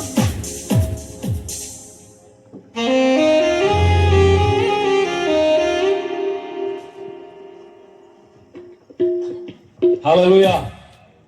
చివరి ఆశీర్వాదం. మన మధ్యలో దైవ సేవకులు నన్ను అంతగానో ప్రేమించి ఈ సభలకు ముఖ్య కారకులు చెప్పాలంటే కూడా, మేము చాలా ఆర్థికంగా చాలా వెనకాల ఉన్నా కానీ అయ్యగారే మమ్మల్ని బలపరిచాడు. చివరి ఆశీర్వాదం. మన ప్రభు యేసుక్రీస్తు వారి కృపయు, పరమ తండ్రి దేవుని యొక్క ప్రేమయు, పరిశుద్ధాత్మక నూనె సహవాసము, సమాధానము కూడి చేరిన ప్రతి వారికి ఇప్పుడు ఎల్లప్పుడు సదాకాలము తోడేంటి కాల్చి కాపాడును గాక. ఆమేన్. నా ప్రాణమా యెహోవాను సన్నిధించుము, నా అంతరంగమున సమస్తమా ఆయన పరిశుద్ధనామమును సన్నిధించుము. నా ప్రాణమా యెహోవాను సన్నిధించుము, ఆయన చేసిన ప్రకారములలో దేనిని మరొకము. ఆమేన్, ఆమేన్, ఆమేన్. హల్లెలూయా, హల్లెలూయా, హల్లెలూయా. మీకు అందరికీ వందనాలు ప్రభు పేరట. మా ఆహ్వానాన్ని మన్నించి మీరందరూ కూడి వచ్చినటువంటి మీకు అందరికి ప్రేమపూర్వకంగా వందనాలు. కనుక రేపటి దినము మాటినాయ్ గారు వస్తున్నారు. మీరును మీ కుటుంబ సమేతంగా సంఘ సమేతంగా మీరందరూ కలుసుకోవాలని ప్రభు పేట మనం చేస్తూ ఉన్నాను. మీకు అందరికీ మంచి భోజనాలు సిద్ధపరిచాము. చక్కగా భోజనం చేసి మీ ప్రాంతానికి క్షేమంగా వెళ్ళాలని ప్రభు పేట మనం చేస్తున్నాను. ఒకవేళ ప్రార్థన చేసుకోవాలంటే ఐదారు కాడ ప్రార్థన చేసుకోవచ్చు.